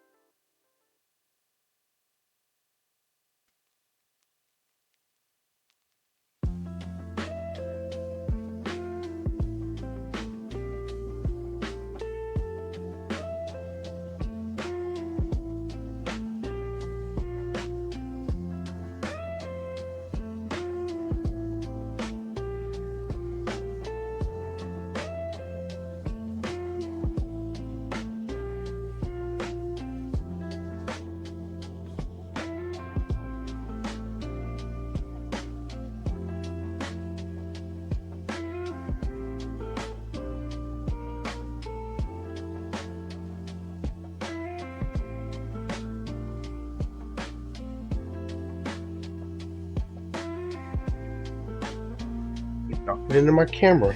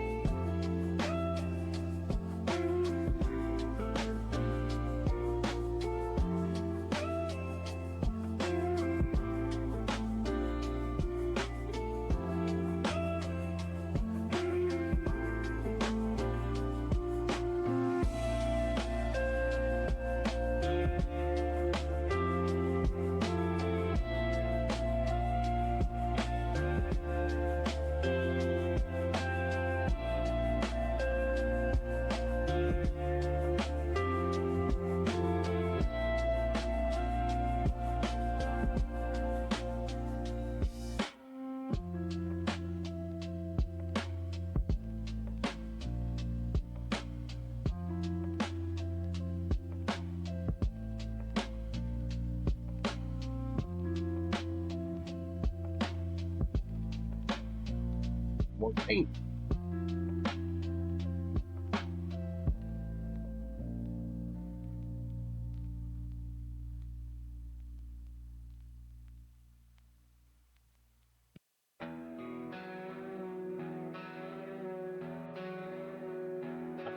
Uh,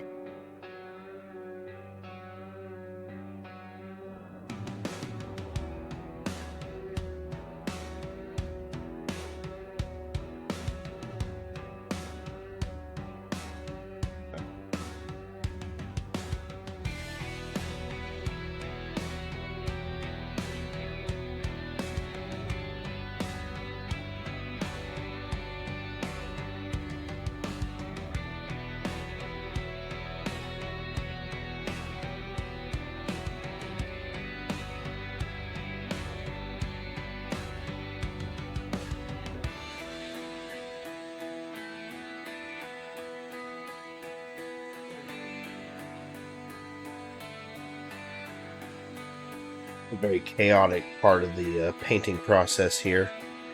Just throwing in a little bit of that dry brushing.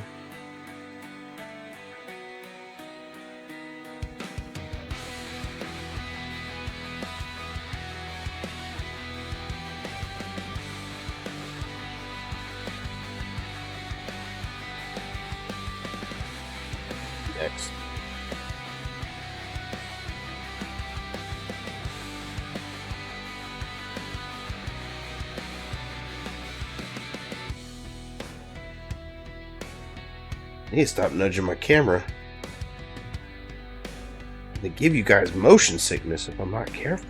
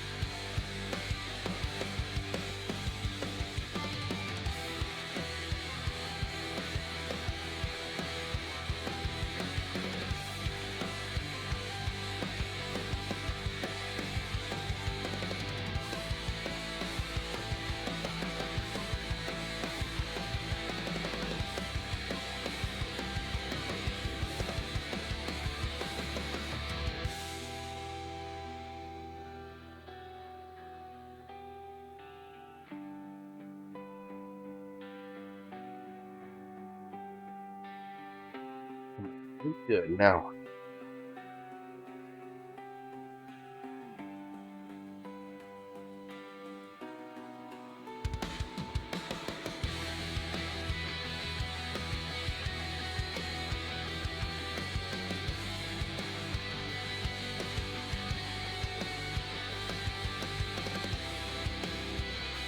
Bit of extra green all over the model.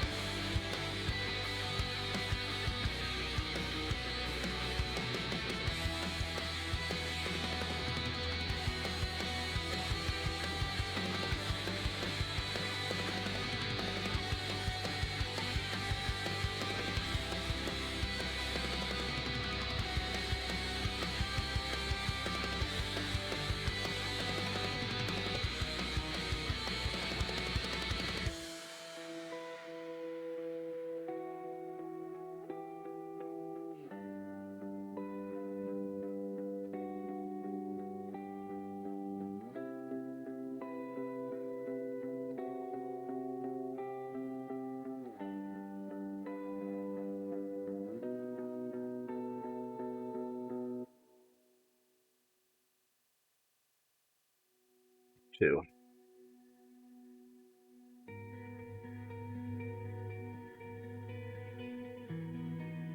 Sometimes when there's a little bit of wet paint still on there, it makes it look good. They kind of mix together. Two different paints.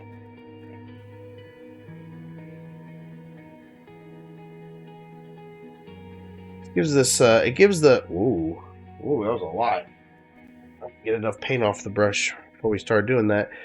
I like the amount of chaos it brings when you dry brush like this.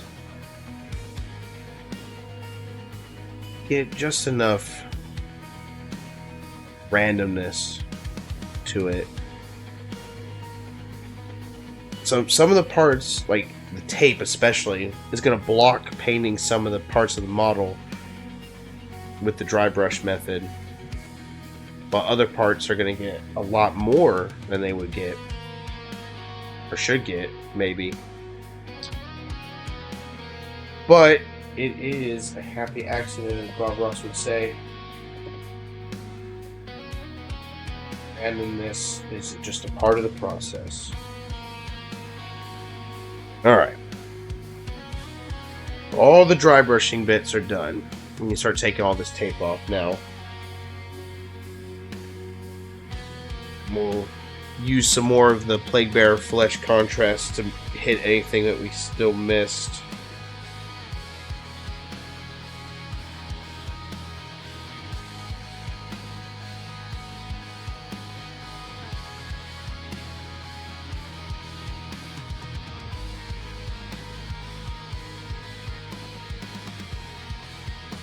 Alright, here we go.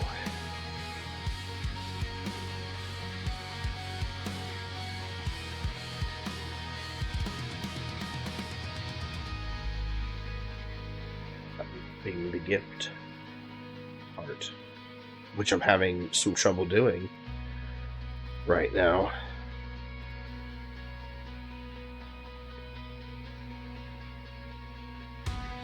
The next part I like to do is all the horns, so we're going to be pulling out that brown.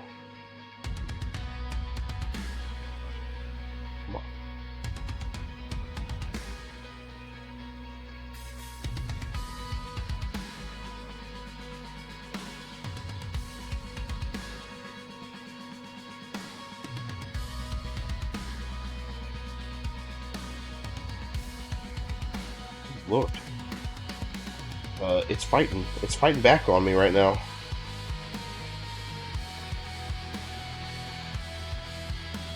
Come on. Get off.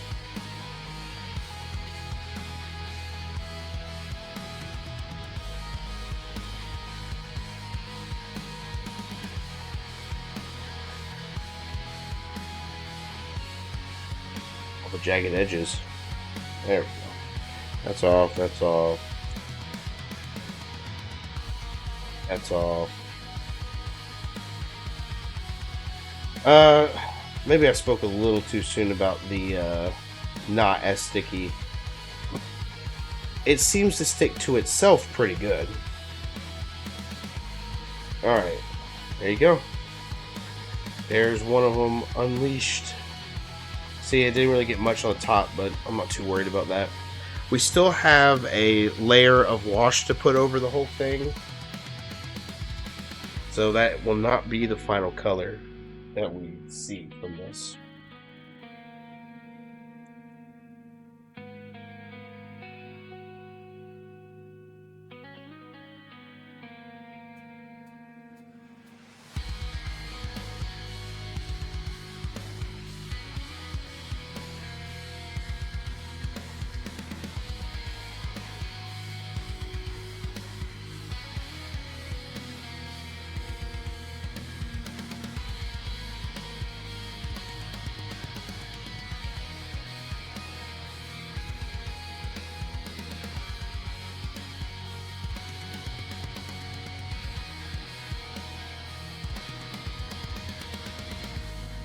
Look at those.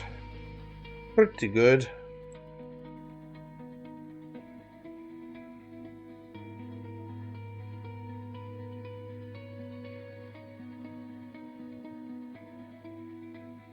Hopefully you guys learned a new technique here. Even though it does seem... I'm not selling it with how tedious it is to take all this tape off. Tedious to take the tape off. Look at that.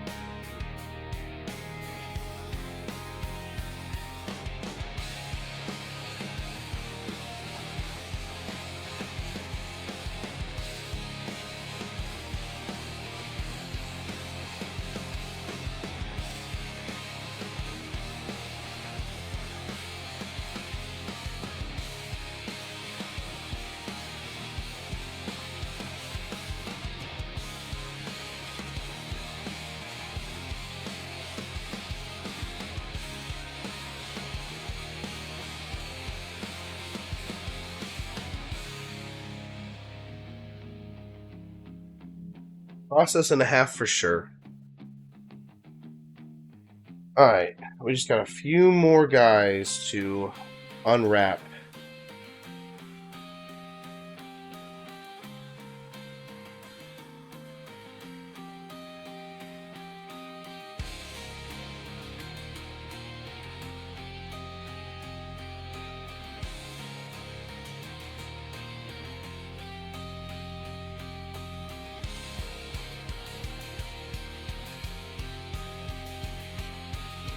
We'll drop my camera again.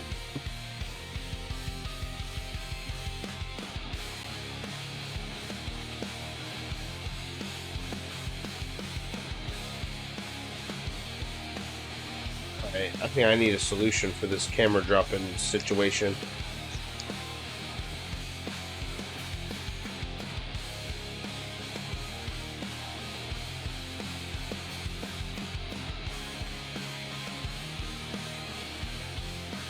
We're gonna tape our camera to the desk so it stops falling over.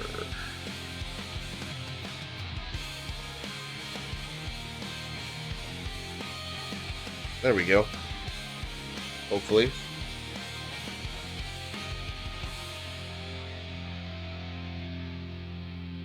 Yep, hopefully that will do it. Alright, last guy. Back up, everyone.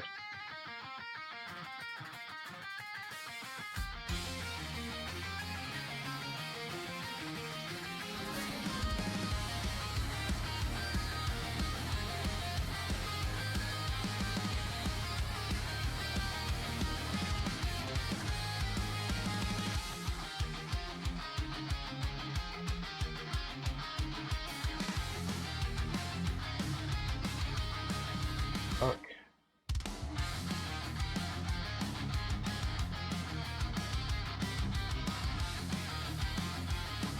There we go.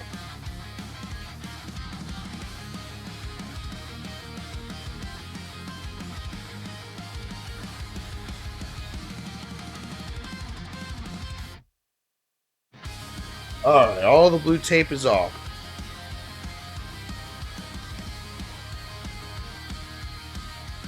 Start getting ready for the other bits. Readjust our camera from our last little tumble.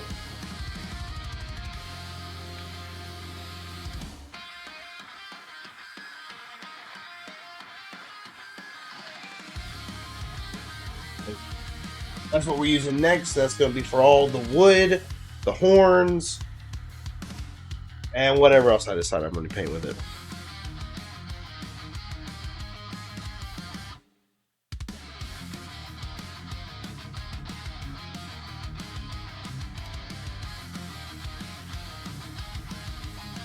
Give it a good shake.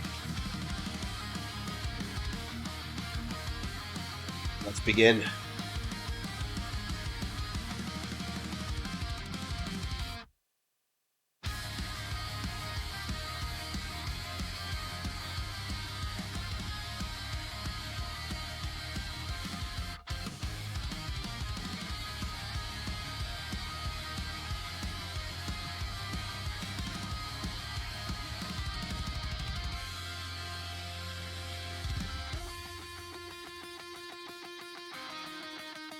I'm a big fan of how that looks.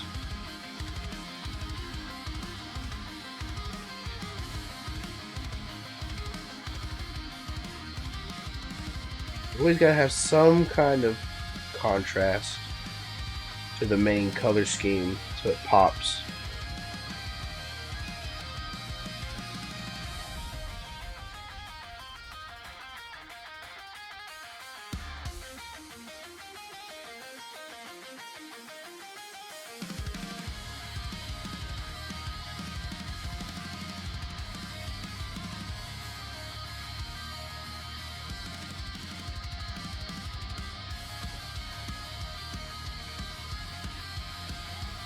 Oh yeah, it's gonna look good.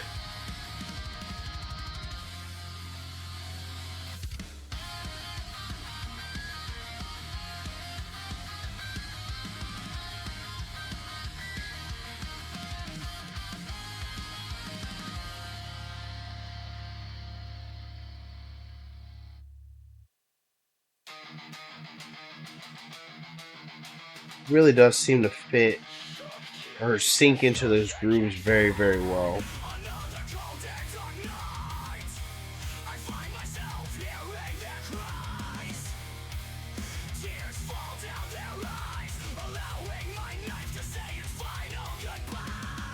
Go to this guy next.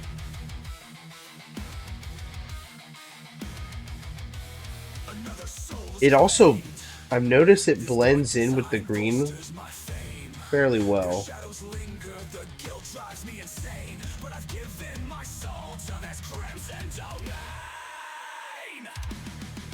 On the wind, I hear their demands. More must be said by my trembling hands. Follow my trail, left red in the snow. For when it's all said and done, I'll join them. Probably end up using, I like, there's two different types of washes that I like to use. And one of them is Citadel, which I've shown you already, that we're going to use. The other one is Army Painter, and it's their strong tone. And I will probably use that for everything that isn't green. I like the way, ooh, see, I'm a little too much on that. I'm a big fan of the way that the strong tone works with pretty much everything that isn't the green stuff. And the Poxwalker shade is really nice on everything that is green because it itself is a green color. I used it for my Mortarion model, and it just, I was like, okay, this is what we're using for everything moving forward.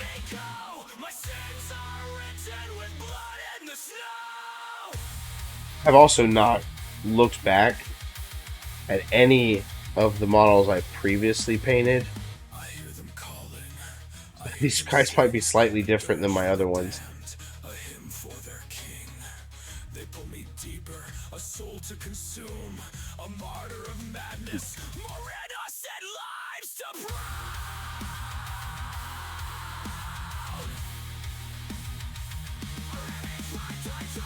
Painting them in the same spirit I've painted the other ones in. Like if we take this guy and I go over here and I grab my other one and I paint him.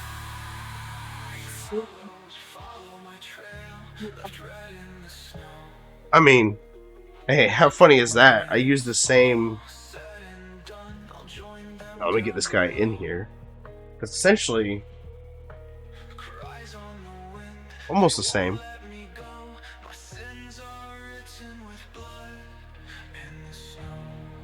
I don't want to be too close together, so I know which. Yeah, see, that's what I'm thinking about doing with the with this one too.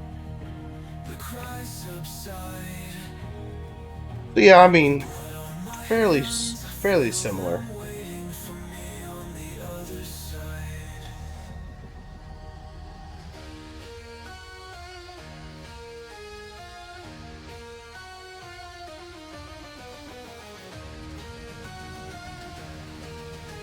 Spike coming out of the side of this guy. So far. This one.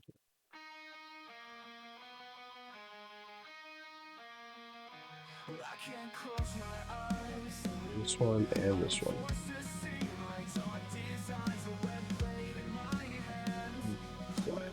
Side. That, I guess it is. Those are tentacles. We're gonna paint that a different color. We're not gonna paint that the brown color. And that's obviously a metal spike on top of his head, so we're not gonna paint that either. We will use metal color.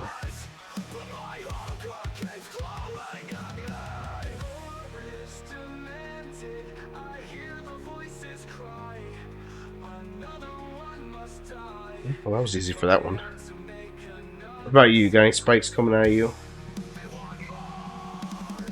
Oh yeah, right here.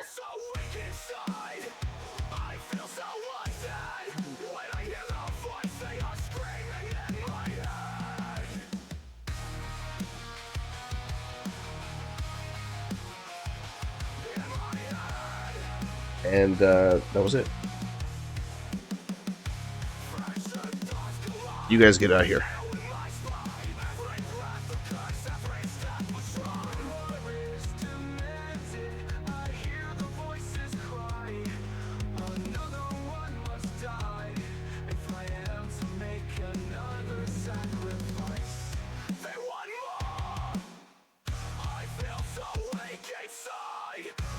Close up in here. Spikes coming out their arm here too.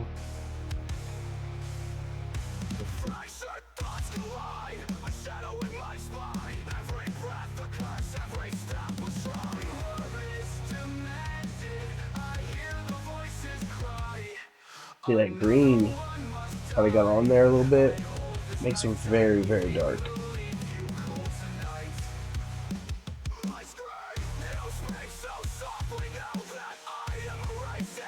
Let's find them. Get this guy's horn here.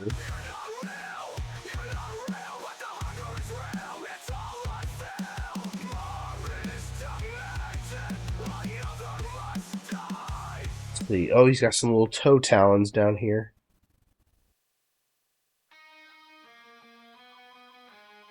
Good for kicking in the bowels.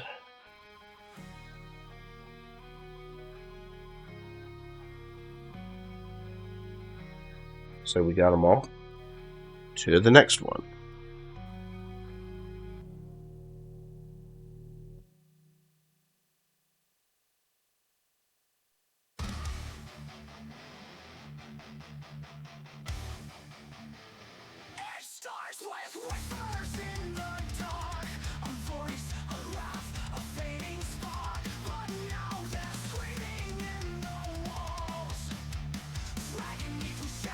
All right, let's see here.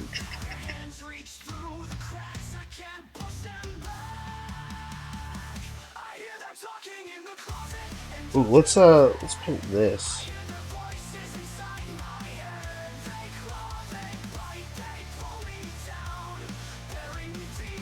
Knife and busted leather. Then we paint the bottom of it metal and use our rusted technical paint.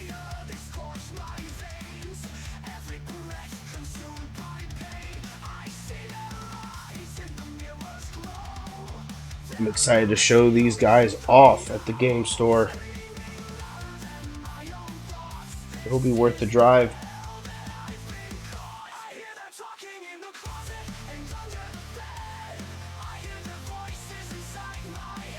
That looks good. On the smaller like spikes, it looks darker. And then when you look at these larger sections,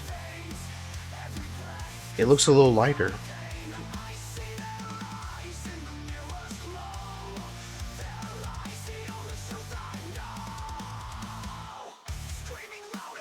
These were the models that really, I was like, man, this looks like wood.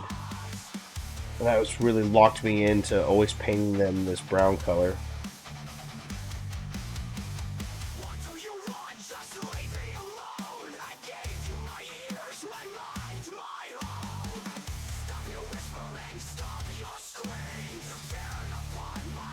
Spikes coming out the knee. Oh, he's got a spike coming out the back of his arm too. Go ahead and paint that. Sometimes I miss that there's these little drips coming off. We'll probably paint those the brighter green that I have.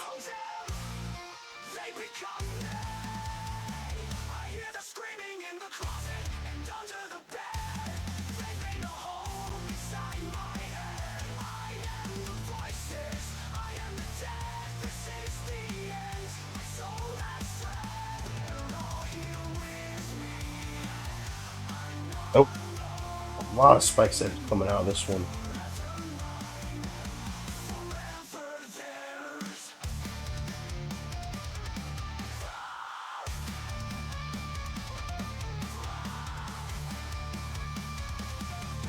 Okay. Awesome, over to the done pile.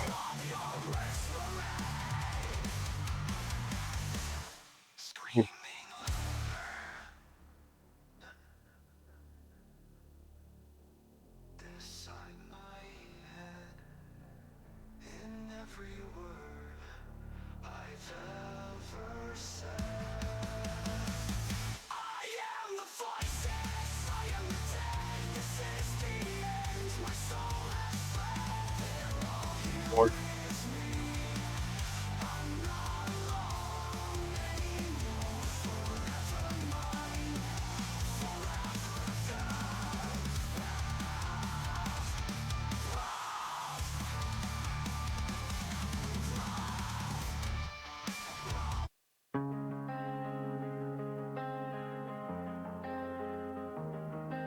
Got a little cross-eye there, started missing.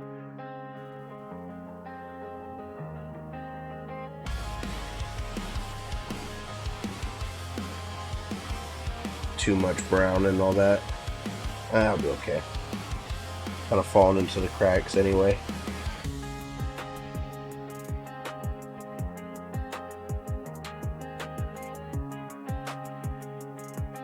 Got a face on the back and he's got a face on his knee.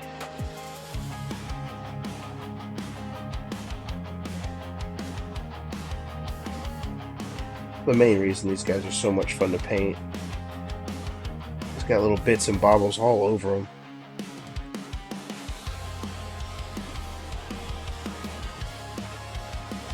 How I like drawing old people. Old people have got so many wrinkles. Faces are etched with wisdom.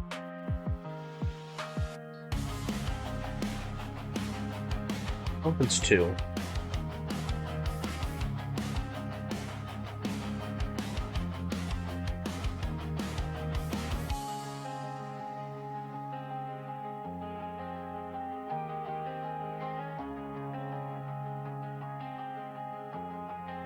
Death Guard is coming together nicely. We got two colors on them now, not just green.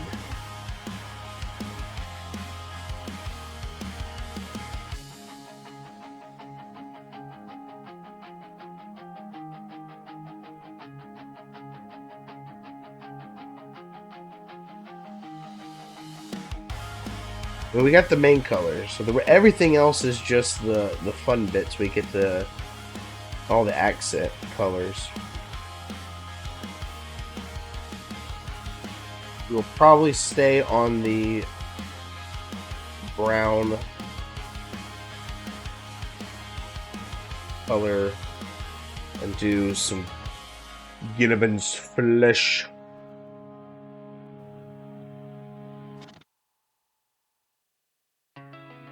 And some of the skull colors. We got a couple of skulls and severed heads on some of these guys that we're going to want to paint.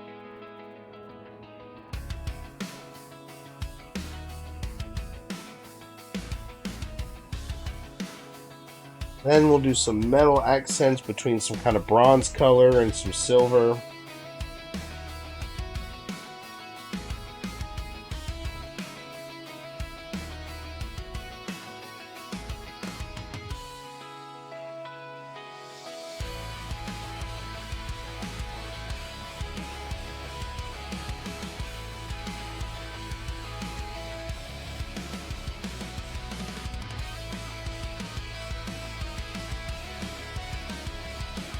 Focused in.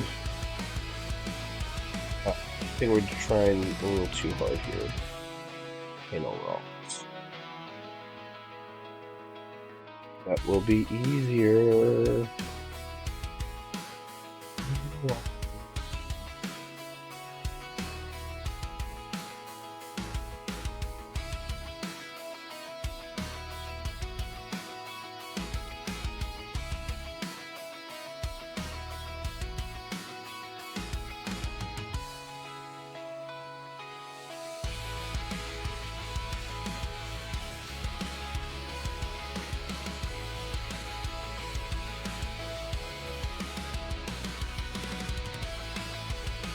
Probably gonna end up using the most colors on this guy.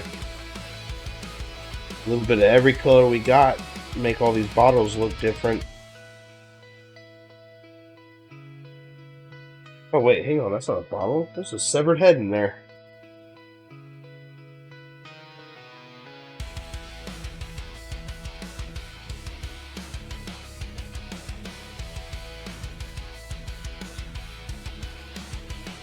Okay. Believe we got everything we need for the dark brown.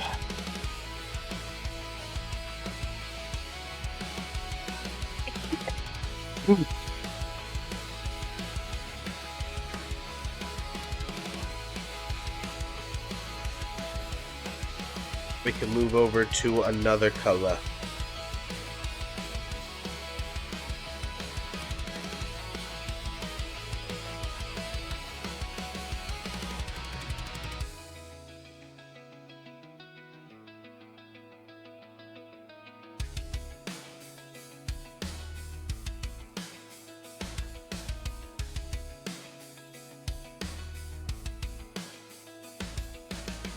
Two.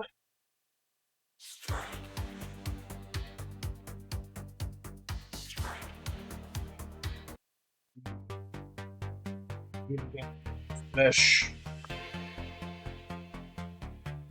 That we're gonna use on.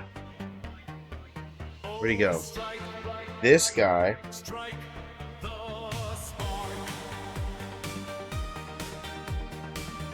Probably for some of the guys with severed heads dangling off their belts.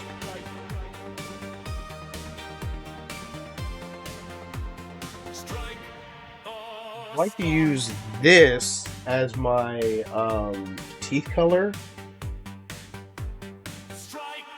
which I think we'll do after this. So some of these guys got teeth, mouth. Like this guy in front of us. He actually is one of those guys. Alright.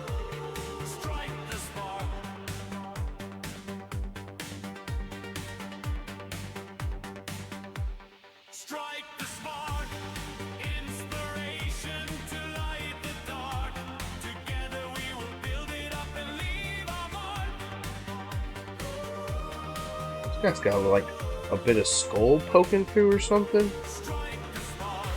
He's got a little indentation on his dome. He will probably take advantage of that.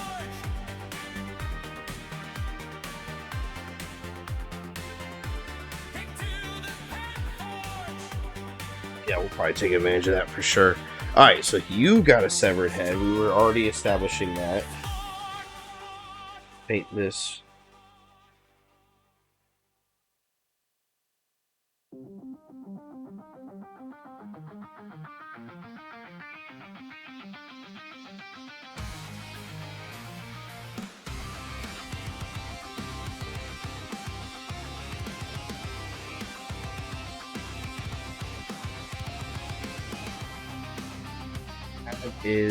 That's a bottle that's shaped like a skull.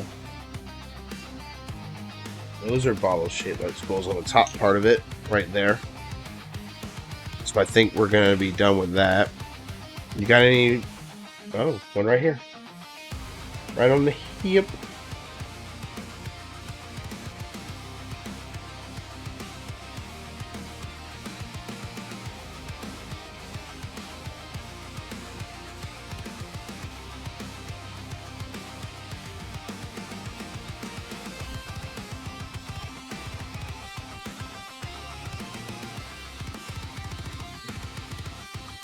Stepping on a skull down. He's stepping on a skull, so we're gonna paint that with a different color.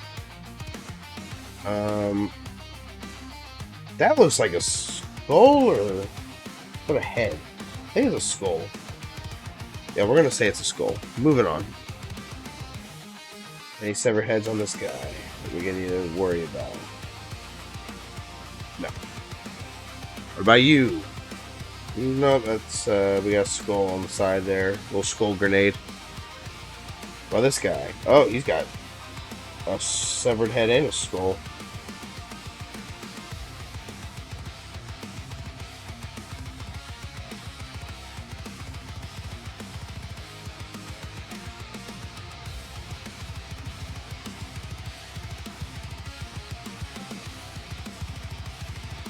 What about you? Nope. What about you? Yep. I think it's pretty much the same model as the last guy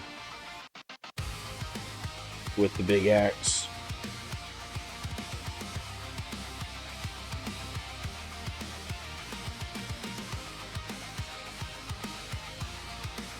You. Yep.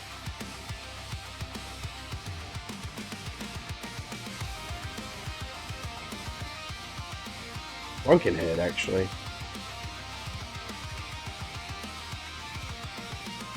What about you? Nope. Alright. Gilliman Flesh is done.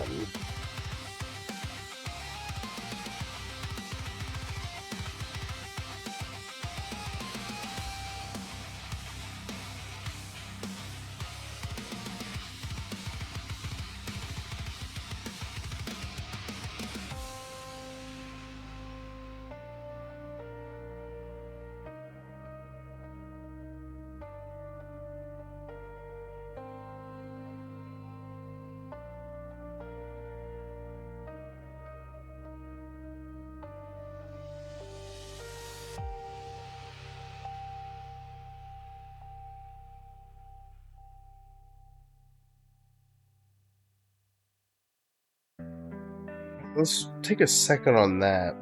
I want to use the skeleton board. We did notice quite a few skeletons or skulls.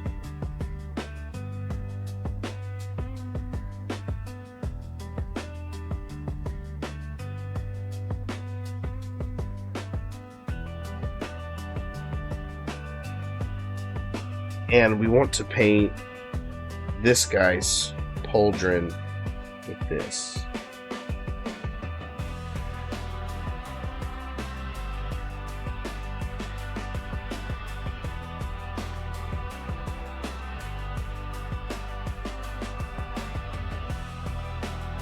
Looks nice. Looks good.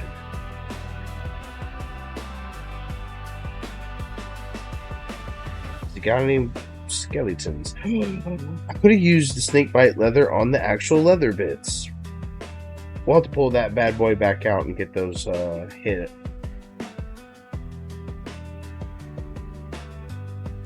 We'll keep that in mind for later. Do you have a skull?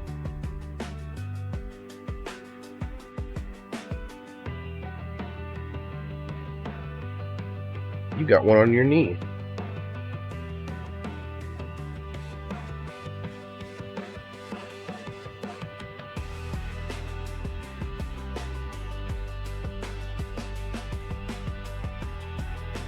Oh, and you got the grenade one too.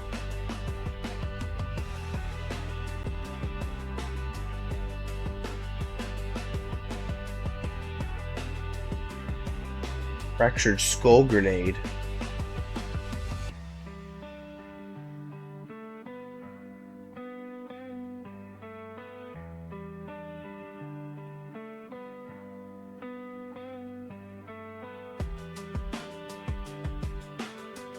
Oh, it's really good. Alright.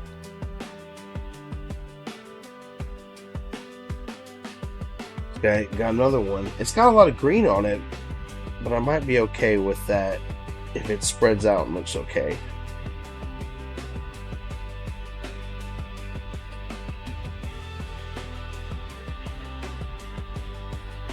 Well, it's maintaining a lot of that green color. And I've used too much.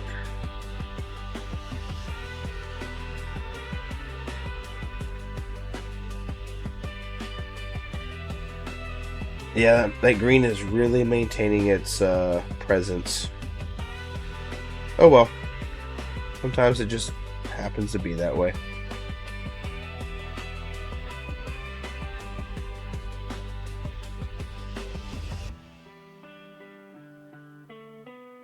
We can use an acrylic paint to go over that instead. If we really want to make sure it's not green. I do have amber skin, and I do have uh, dusty skull that we can use instead.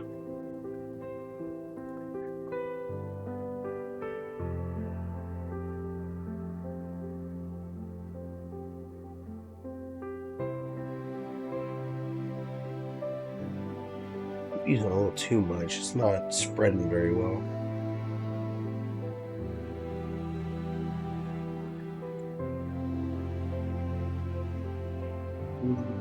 And this guy also has, you know what?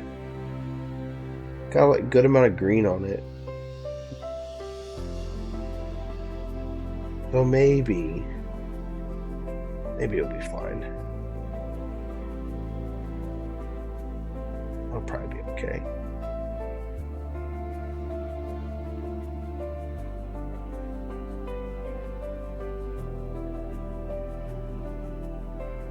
Actually, doesn't look too bad.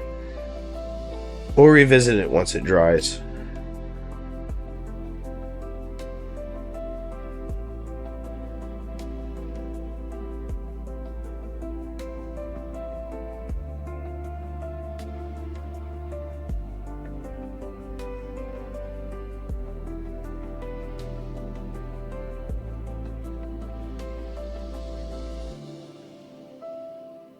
Oh yeah, he's stepping on a skull. I feel like I missed the other one who stepped. No, it'll be that guy right there.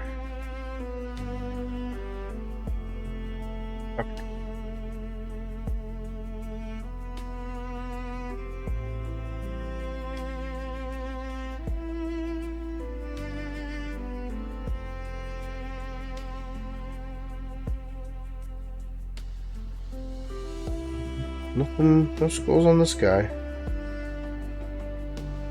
And yeah, no skulls on this guy. Okay.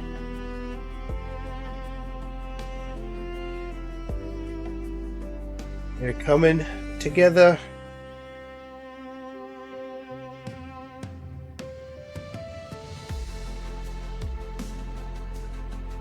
What do we want to go with next?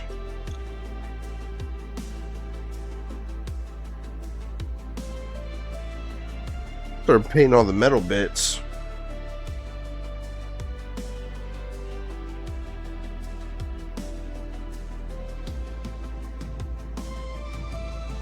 We got a lot of cloth bits we gotta do too. What did I do for the cloth bits on the other guys? I made them red. I want to make these guys blue. Make the way to distinguish. It's supposed to be with.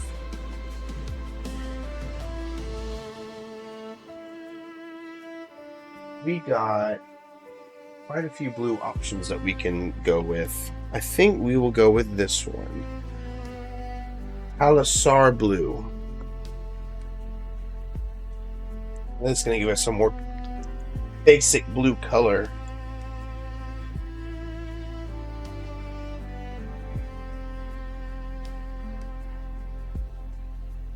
I don't think I've ever used this blue yet.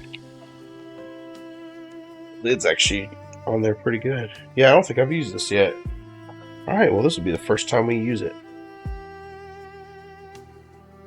Push everyone back. You're the winner. I choose you.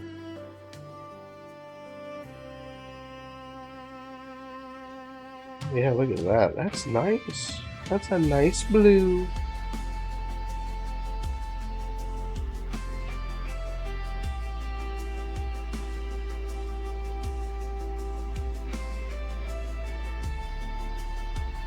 So the overall paint scheme is going to be the same amongst everyone in the army. Except for one thing. So I can identify them a little bit easier when setting up my army. Like these guys, all the cloth bits being blue is going to be a great way to be like, alright, this goes with this unit, and these go with those units, and just makes the process a little bit easier.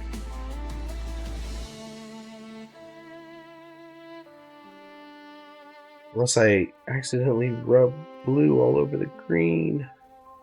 No. Oh, gotta be a little more careful.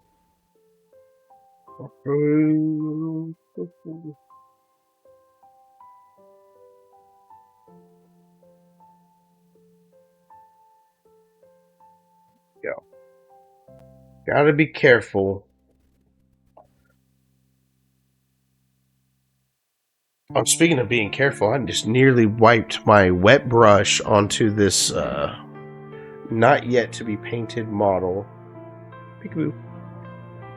We should put that over there and be, like I said, be careful.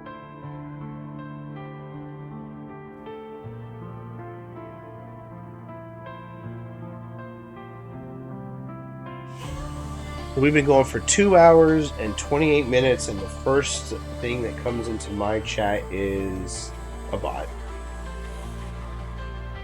Oh, well, hello, bot. And goodbye. And while that bot distracted me, I got more paint on a part of the model I didn't want to do. See that?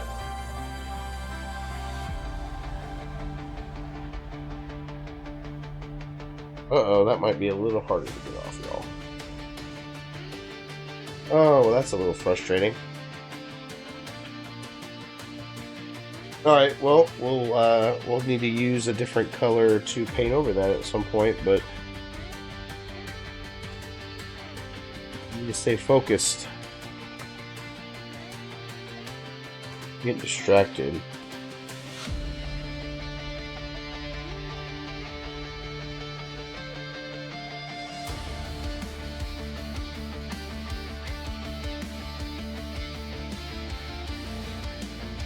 Seem to have a curse of the blue paint.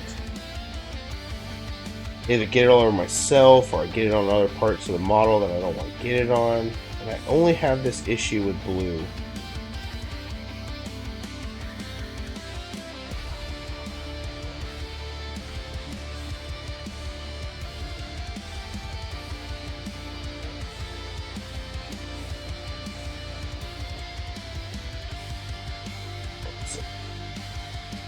Got to focus up, keep myself from messing up anymore.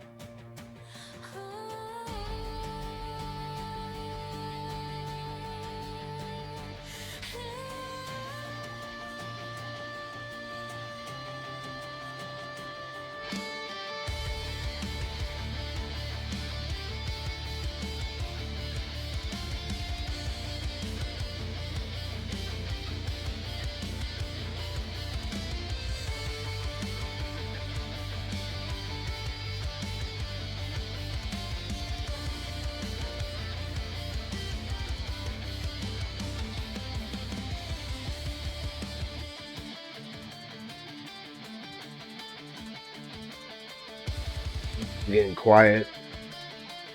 I gotta lock in. I'm scared.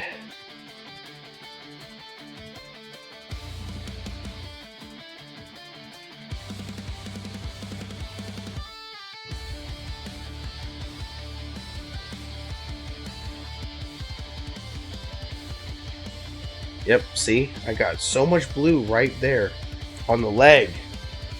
Oh my gosh. Getting frustrated.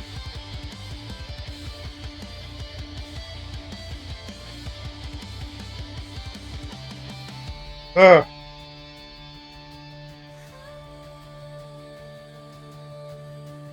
You can see the appeal of painting these all separated when it's not or on the spruce, I mean.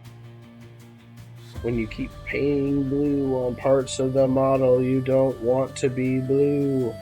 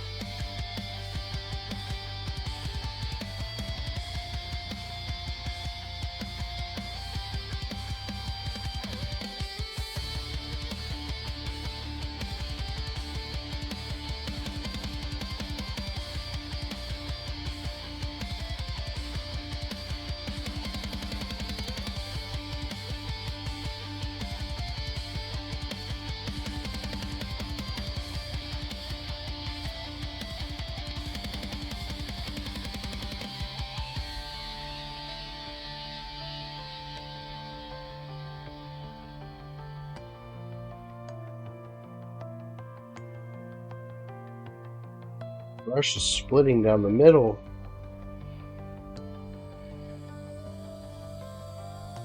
It's very dangerous to paint right now.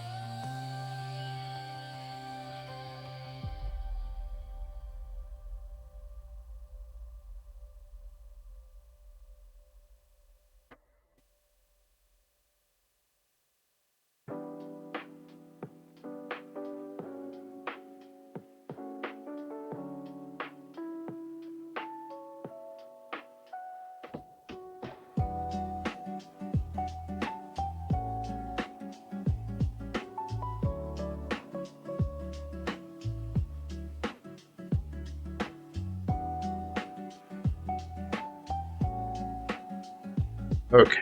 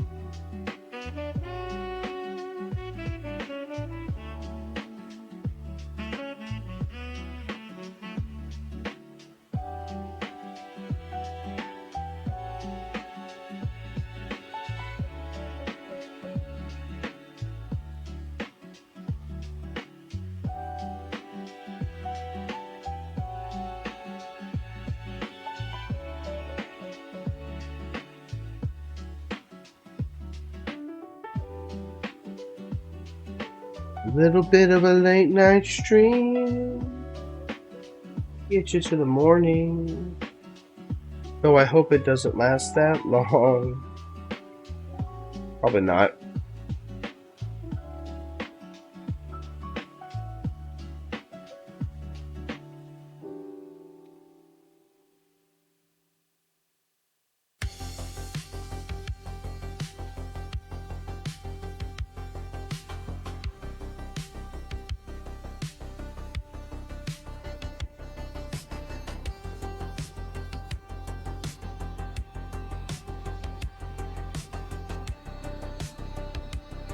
Everyone's got to have some kind of loincloth.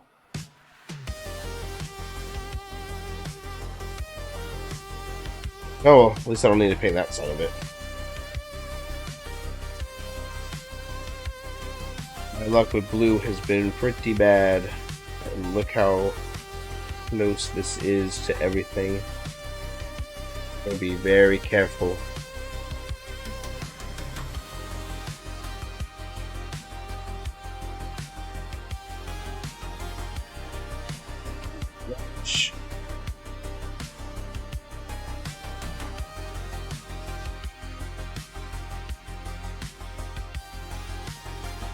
Sniper.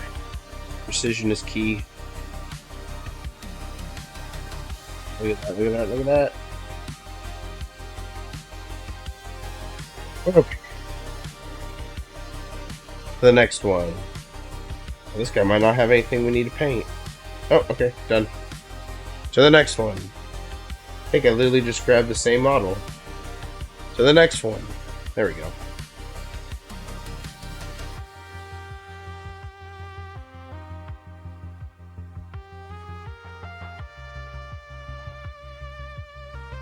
I have another 10 Plague Marines. I'll probably paint their cloth bits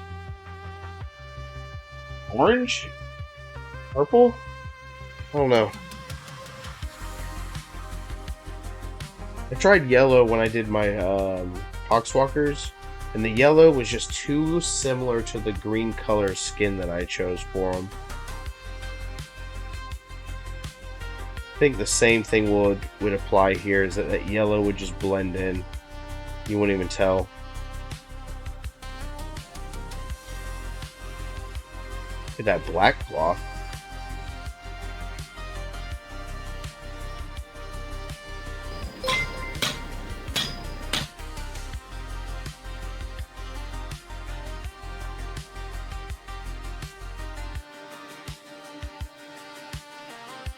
Looks like we just got a new follower.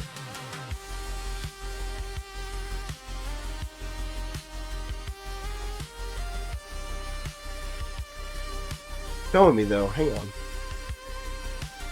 Thank you for the follow, Hypatro. Hopefully I said that correctly.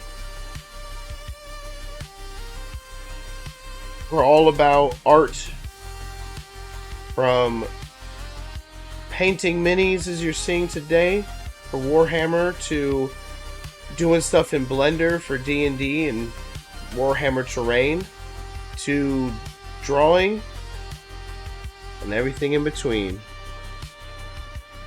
Oh, you just got into Warhammer? How long ago did you get into Warhammer?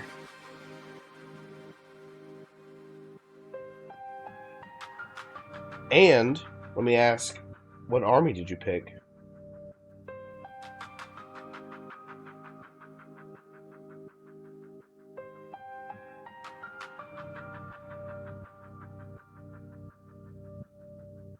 Grey Knights, very nice. I've been playing for about a year myself, and I got sucked in. 100% got sucked in. I have 5 armies.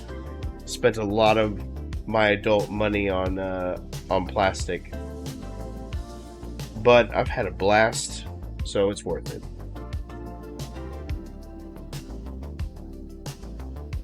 And the method that I chose to paint with today is called the slap chop method.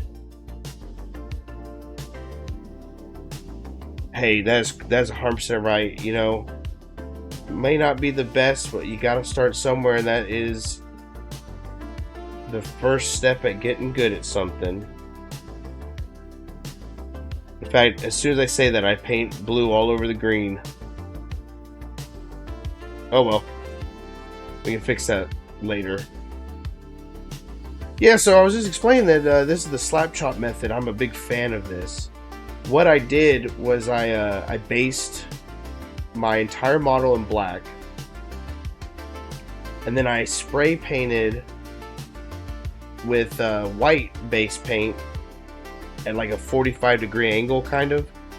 And I got these almost like these cast shadows on, like, if you look at the back half of this model, like right here, it's almost black, and then as you kind of make your way to where I hit it with more of the white, you get a lighter green color. And then I dry brushed over top of that with an army color, army painter, where'd it go? Army green. So I used contrast paints, which work well with the slap chop method. They're a lighter paint that allows the contrast from underneath that black and white contrast that I based the model with to shine through a bit more. Then the dry brush, I use this brush right here actually. It's almost like a makeup brush. Put a little bit of paint on it, and you want to paint almost all of it off. And then you want to lightly brush over the top of the model, and all the raised edges are going to get that color. And that also helped with kind of a flow of the green from darker to lighter to a different kind of green. And right now what we're doing, we're using another contrast paint, and we're doing all of the little cloth bits blue, because what I want to do is make sure that I know which model goes with what unit. I use contrast paint as well for the skull bits here, and I used another one, Gilliman's Flesh, for the one guy who actually has his helmet off. This would focus up. There you go. And I accidentally got blue on it, but what are you gonna do? Fix it later. Well, I think we got one more guy to paint their loincloth blue. And then we'll move on, I guess, to the silver bits. I guess I got some cloth bits to hit on the on some of these.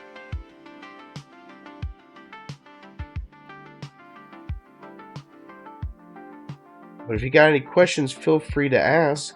I can always pull up some more models that I've already got done painted if you want to see what some of the more finished products look like. This method might not be the best for Grey Knights, though. They seem to be more of a straight metallic look to them. It might actually be easier if you get... So some of the paints come in spray cans. Best way to prime your models is by spray painting them. It may not be the best for the kind of base you want, because as you can tell, you can kind of see the method has been... You can see the method that I used on the base. But being able to base your main color for your Grey Knights in that metallic color will probably save a lot of time in the painting process. Some people enjoy the painting process more than the playing process, and vice versa though. I seem to spend more time painting and building than I do playing. But that is the woes of being an adult and needing to pay your bills and have a daytime job.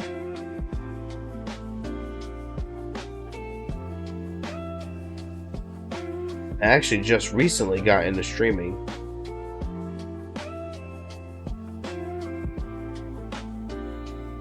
Figured if I'm going to be painting models and drawing and doing the stuff that I enjoy doing, might as well stream myself doing it and see what goes on from there. Alright, so we got all the blue done, and it's time to move on to the metallic bits, I think.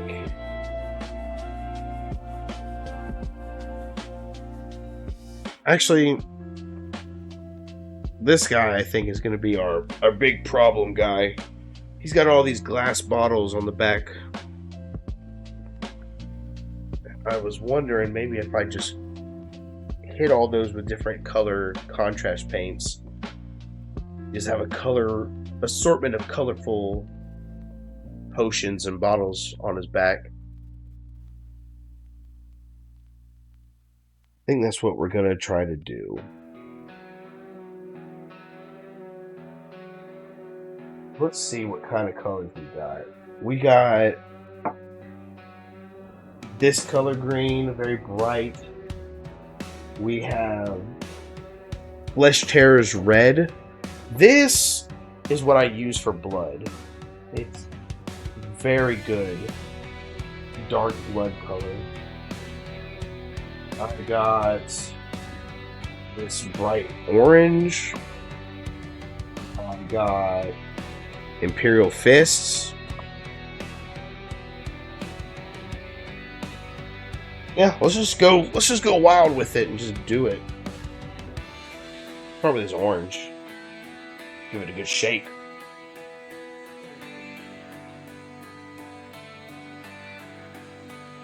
Right.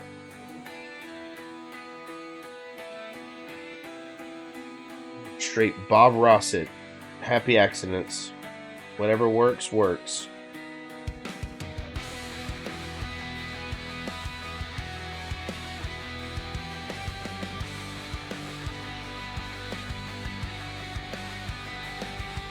I'm trying to see that there's leather bits down here that I did not paint. Paint back over those. Yeah, let's be a little sloppy, and we'll just use an acrylic paint that we can paint over and hide our mistakes.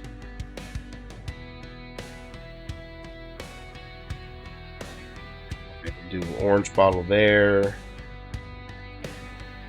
We'll make this little skull-shaped bottle orange.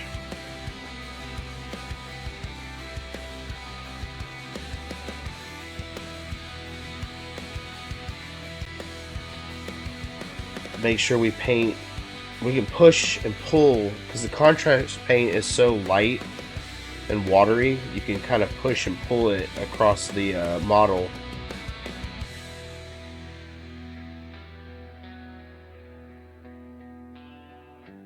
Little can go a long way.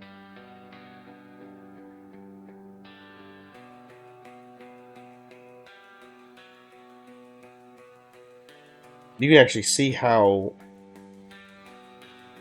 much more vibrant that orange is, where there was more white. And then when you get to the bottom of it, see how much darker it is, because a lot of that white paint from the basing portion of it did not get on there. Alright, let's do one more. Let's do this one right here. Make this one orange too. This model is probably going to be our most intricate model to paint. It has so much little details on it.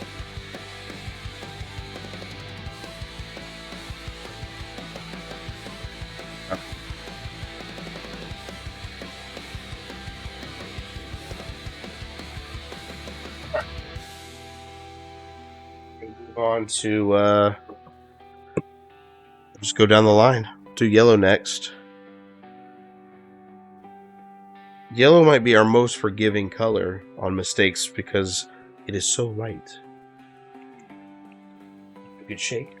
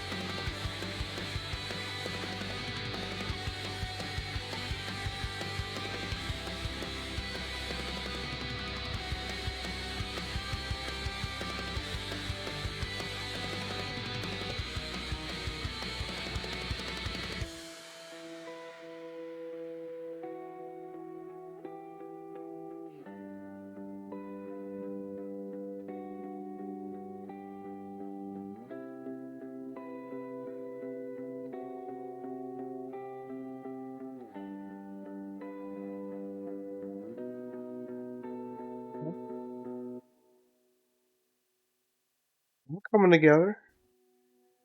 Alright, let's move over to red next.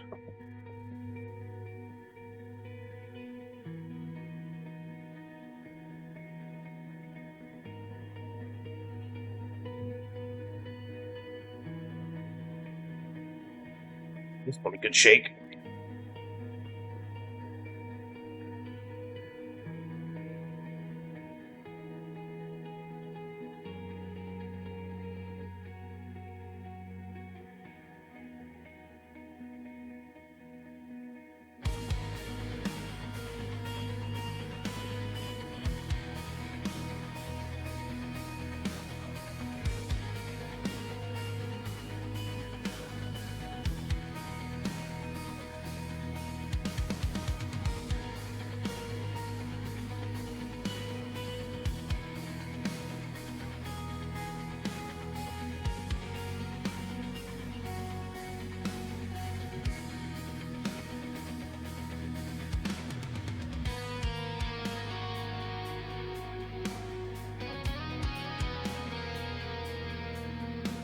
Almost lost track of where that bottle was at.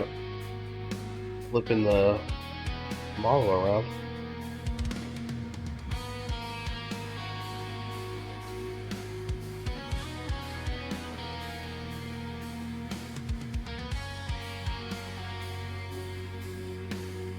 Guy's gonna be a target. Easy to spot on the battlefield, so colorful.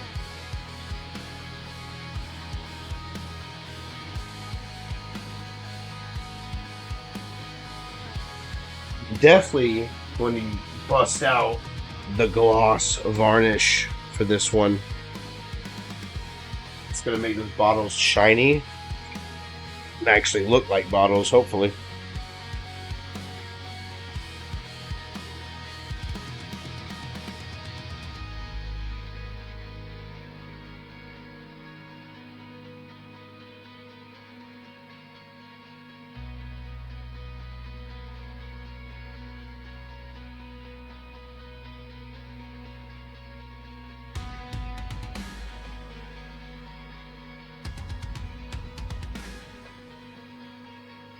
Bust that blue back out for some bottles too.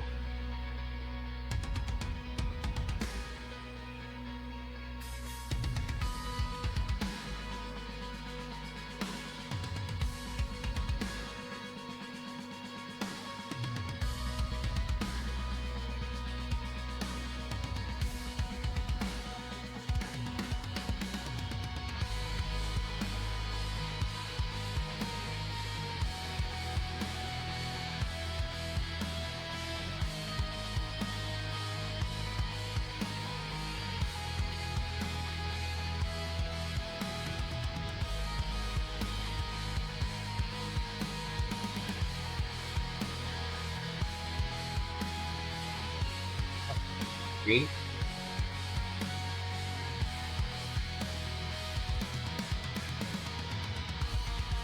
It's looking really good.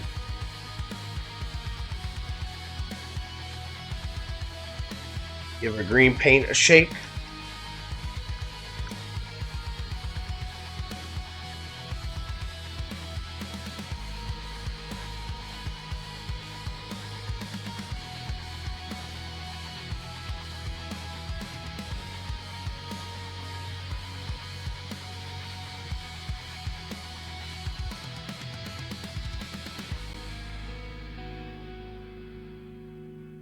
Oh, such a vibrant green too.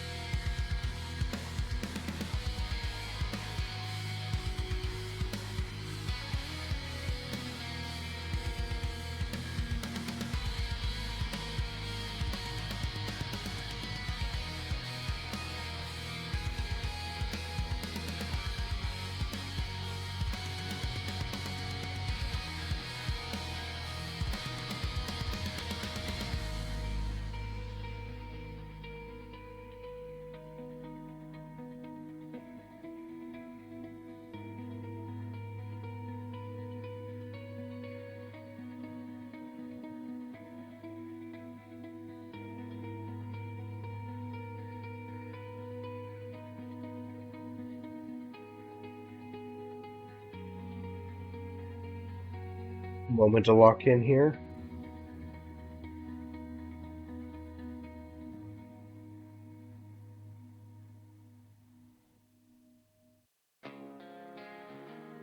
Well, I say that and then immediately come up, flub it, make a mess.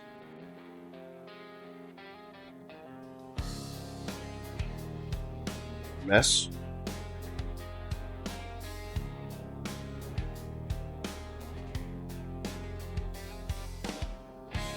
Let's bust that blue back out.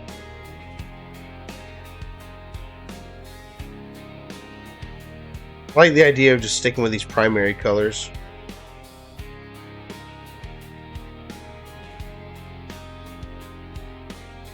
So vibrant. I like what I reckon a poisonous bug would look like. One of those definitely do not eat me. Look how colorful I am.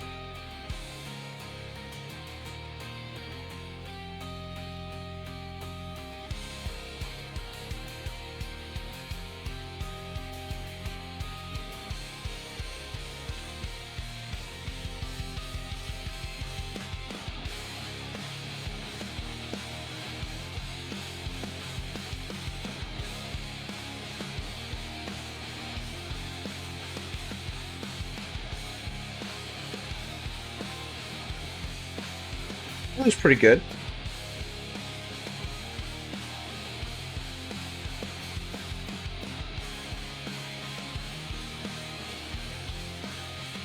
Very vibrant, very colorful.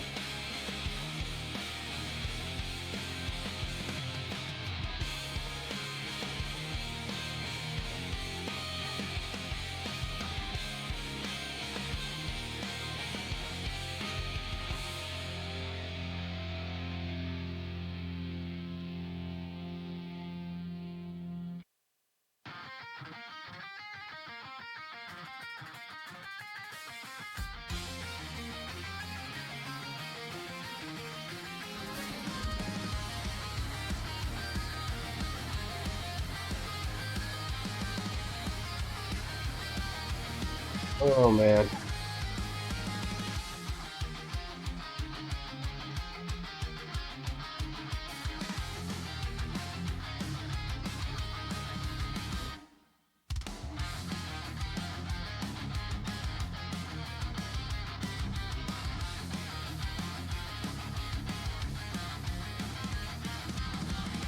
Candy. Colorful candy.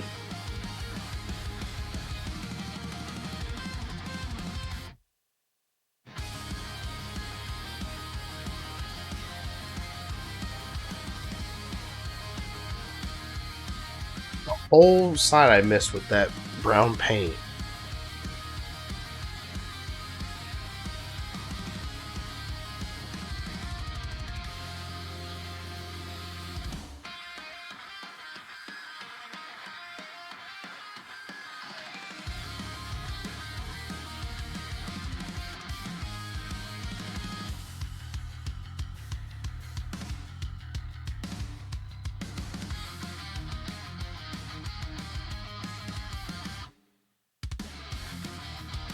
Bust out that paint again. Side of the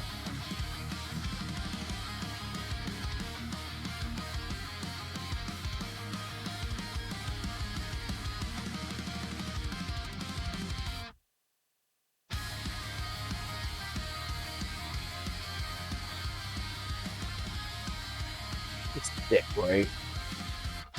Gotta be. That's why I'm picturing this.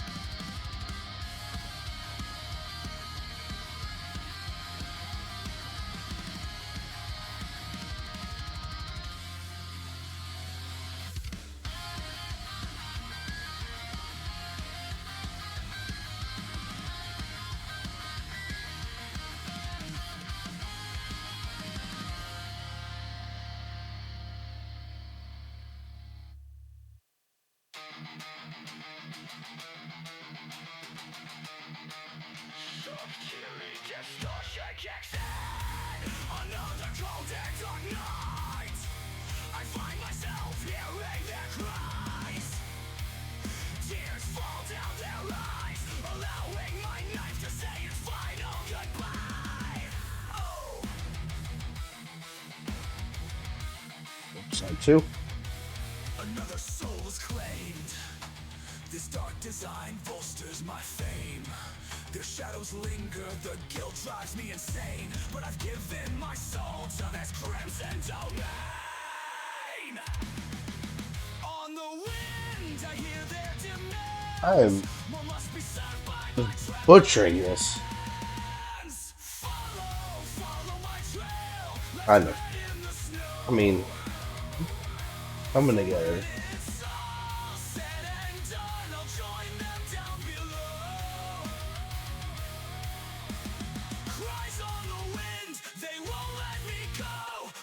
Oh, I mean, there you go. Not perfect, but it's okay. Yeah, it looks pretty good. Symphony of death, the sound of desire. They speak through the silence, their words carve at my skin. My dance with the devil, a life steeped in sin. Do you feel it? Do you feel it? The weight of what I've done. Will you fight it or ignite it? Okay. Watch me come undone. Let's see. Follow my trail, left red in the snow. Cloth bit right there.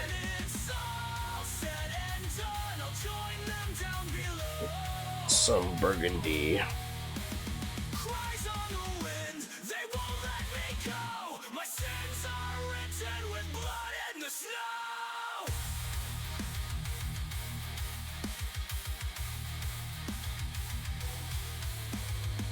I hear them calling, I hear them sing, a dirge for the damned, a hymn for their king. They pull me deeper, a soul to consume. I like this red burgundy color a lot, actually.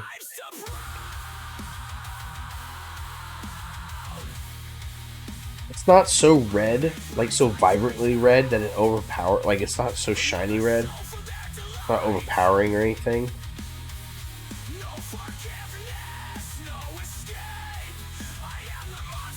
But it's still like a good red color. Follow my trail, left red in the snow. For when it's all said and done, I'll join them down below. Cries on the wind, they won't let me go.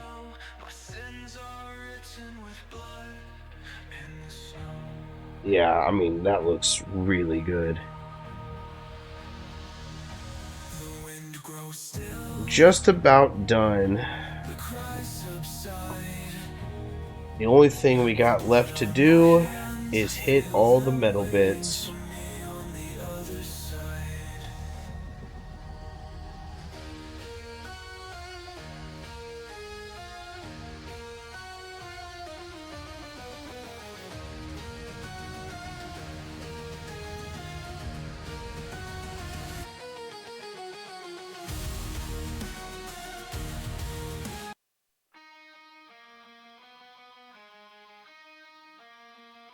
I can't close my eyes.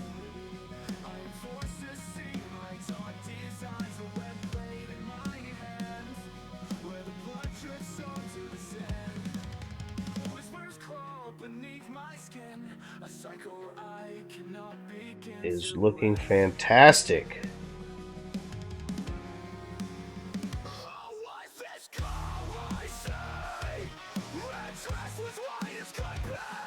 I can't remember who she was, but my hunger keeps glowing at me. War is demented, I hear the voices cry.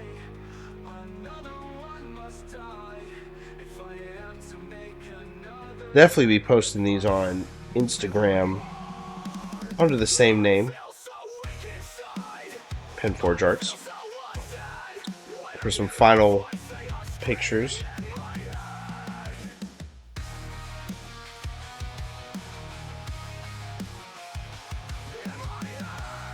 You, it'll be you.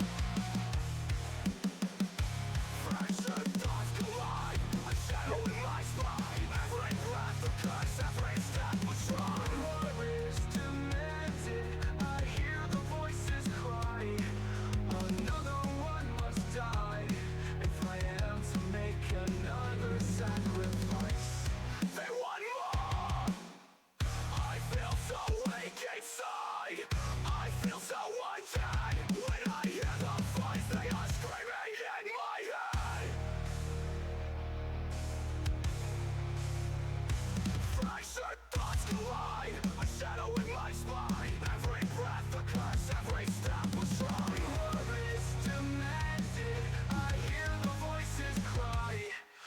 like that? I did. I didn't do it on this one. Oh well. I guess we'll just paint all metal color then.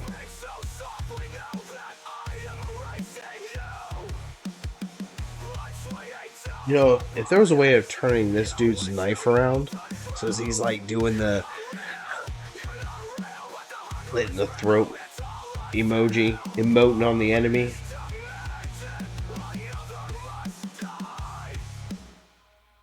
I have a 3D printer. I could do that. I was a better modeler.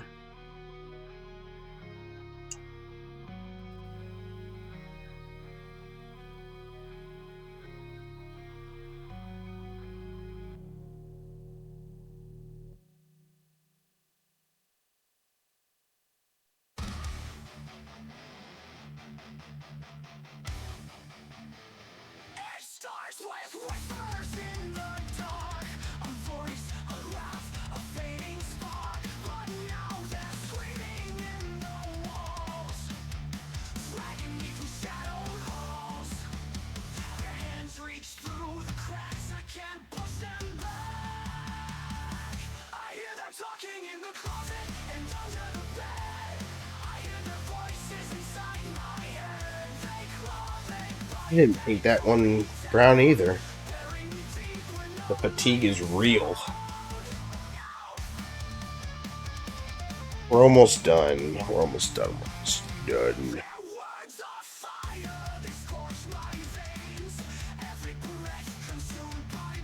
Ugh.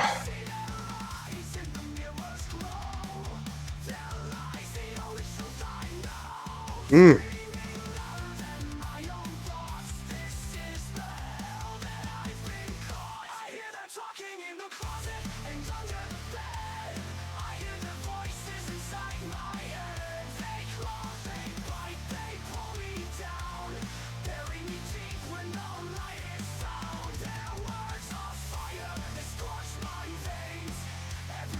Okay.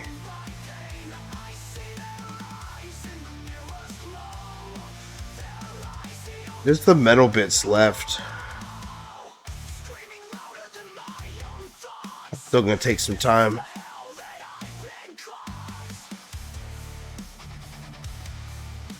We'll have to save that for part 2 in the morning. Until next time, this is Penforge Arts signing out.